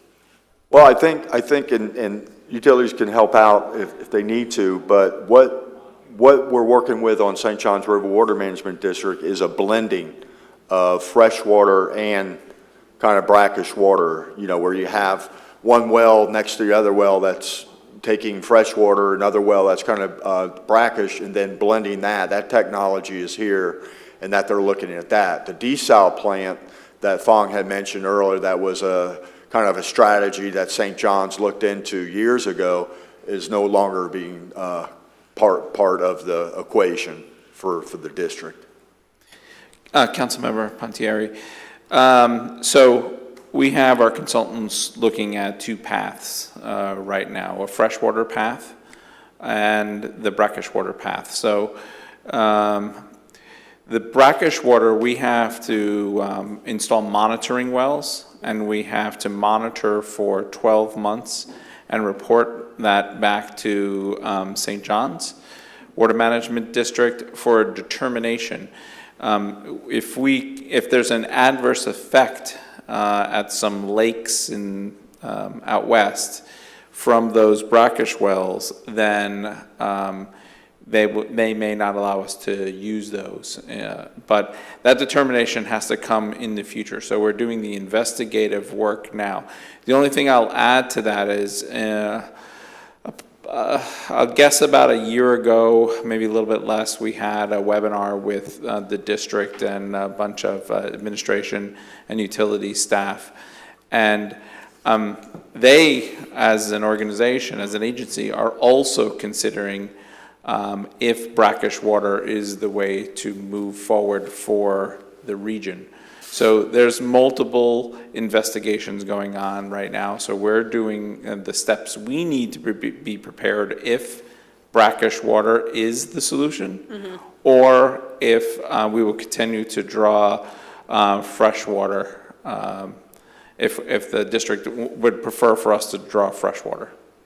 So we won't have that information back by the time we're done with our comp plan, so are we jumping the gun or inappropriately adding reference to develop brackish water at this time? I don't think so, because our consumptive use permit that we currently have includes 4 million gallons of brackish water. So we're working under the framework that we have in place now. Now, if our consumptive use permit changes in the future, then we would work under that framework. Okay, thank you. And just for clarity, this is a St. Johns River Water Management District regional approach. That's the meeting that we had with them. And Jason referenced some water bodies to the west. It's way west, like Keystone Heights, Lake Geneva. I think it's Blackwater Creek or something like that, that had totally almost ran dry. And so we work very closely with Mr. White from the Water Management District and get reoccurring updates. And I'll just add to that. Remember when I talked about earlier that, we are great partners with the district. And we talked a little bit about the water resource plan that they do on a 5-year increment, right? So basically, that plan is to look at water resources for the next 5 years. They just published that plan. So we are currently working on our plans, you know, from a consumptive use standpoint, and our utility plans to kind of jive with that plan. So I could see us, we actually have a policy in this comp plan that says once that plan is done, that we will update our water resource plan for the city and make the appropriate changes. So we'll be coming back, as like Mr. Del Lorenzo was saying, we're working on these plans and we want to make sure we're consistent with St. John. So most likely, we will be coming back in a year or so to update this plan to make sure we're in line with the district. So I believe it's council's direction to move the housing element. It looks like your next workshop that the comprehensive plan comes is July 23rd, where we'll discuss the future land use map, transportation, and CIE. CIE. So if you can, put that early in the agenda, because, I mean, the housing is going to be very important, and I want everybody to have a robust conversation on it. So If the that only other works. thing on the agenda that day is your water, wastewater utility budget, stormwater budget, solid waste, Okay. and IT enterprise All right. budget. So do you want the comp plan in advance of the budget, or pick your pleasure? You decide. I mean, that's, so we can get through all of that and be alert and So we'll on top do of it. budget first and then Okay. comp plan. Fair enough. All Okay. right, so we'll include that. That's very good. Appreciate that. So with that, gentlemen, thank you. I will open up public comment for anyone that would like to speak about the proposed maximum millage rate or trim date, the nuisance abatement initial assessment discussion, the elected officials' use of social media, and of course, the comprehensive plan workshop that we just concluded. So if there are any members of the public that would like to speak on any issue, including those that I just mentioned, I would invite you to please come forward. I thought I had a live one. Sandra Schenk, Palm Coast citizen. So yes, thank you again for an excellent presentation. Staff has worked very hard, and I think I've sat through a couple of these already. But I just wanted to, Councilwoman Pontieri brought up funding priorities and really looking at opportunity to fund some of these much needed, especially infrastructure and conservation issues. I think it's really important for us to look at not having to tax the citizens with the additional burdens to be able to meet those things. So some of the things that I wanted to recommend is that, one, we should look at the EPA and being able to provide the Environmental Protection Agency at the federal level to be able to provide some funding opportunities, especially as it relates to infrastructure issues.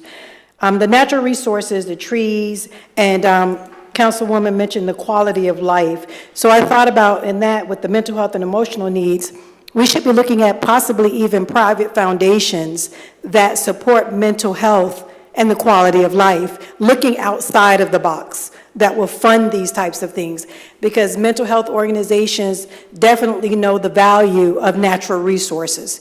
People that strive to maintain that balance love to be out in nature. So I'm quite sure that there are resources that are out there. We may not be able to get multi-millions of dollars, but if we are able to combine donations, so forth and so on, grant opportunities for multiple resources, then we can fund the acquisition of some of our beautiful resources and preservations. Also, Charlie Crist, when he was Attorney General in 2006, he determined that municipalities may create 501c3 foundations so that, one, the land acquisition, if we created a land housing trust that allowed people to place if they wanted to place, and it's a 501c3, then you incentivize not only developers, but homeowners. When we were talking about, we're reaching that 50-year point with our historical sites. We can't force people if they want to purchase a home and it happens to be 50-plus years older. If they want to remodel it and they don't remodel it according to historical standards, it's going to lose that. However, if we have incentives, again, looking outside of the box, ways to acquire, so that we can conserve, we can protect. I'm one of the ones that love the natural resources here. So I just wanted to recommend that. Really looking into, in 2006, when Charlie Crist determined that municipalities could create these nonprofits that help with their initiatives. And the infrastructure. So our 3 water plants, we are actually technically currently at capacity. You know, when we look at the sewer plants, I think we need to look at, are we currently under a waiver? Because the sewer capacity, we are very close to or have met that capacity. And I really like the fact that you guys asked a question about finding out where we stand with Volusia County, because 2026 is a week away. And we find ourselves where they have us in a chokehold, and we're forced to expend funds that we're already short on. So I just wanted to recommend some of those things. And what I will also recommend is after each presentation section, prior to the end, perhaps you will allow the public to comment on that section. Thank you, Sandra. Thank you. Thank you, very good. Of course, anyone else? Seeing no one else, I'll come back to the dais. Final comments from City Council member or Councilwoman? Really quickly, thank you to everybody who contributed to 4th of July, the fireworks over the runway, including the airport. I know it takes a lot of logistics efforts from the county, from the city, from the airport, so thank you to everybody who contributed to that. It was awesome. And then I am just over the moon, thrilled, cannot say enough about the splash pad. Thank you to staff and to our fellow council members who voted to put forth the funding, even though we got a lot of blowback for it, to put forth the funding to get this splash pad open even before the lawsuit is over, because it was darn worth it. To see those kids there having a good time, it just warmed my heart over and over. So I'm really thankful to the staff that, contributed. Ray was grilling hot dogs, and your wife was handing out hot dogs. So it was a group effort all around. And I was managing hot dogs. Oh, were you? Okay. Yeah, it was a group effort. I'm just really proud of the city and of our colleagues for pushing this forward. Really, it was the right decision. Thank you for that. Nothing from me. Very good. And, but if anybody wants to follow up with you regarding Facebook, if they need to get a little deeper into that, you'll be available to them. Of course, Mayor. Good, thank you. Actually, Jose, you were grilling hot dogs too, weren't you? You were, all right. Transfer station, actually. Echo the comments, Ms. Pontieri, very Palm Coast proud of our team and as well as City Council. I know my kids certainly enjoyed running around and playing on the splash pad. So do check our Facebook page for periodic maintenance and cleanings, because it is going to be open, but there will be times where we need to just do proper sanitation and maintenance. So, but very proud. Very good. With that, then I will adjourn the meeting.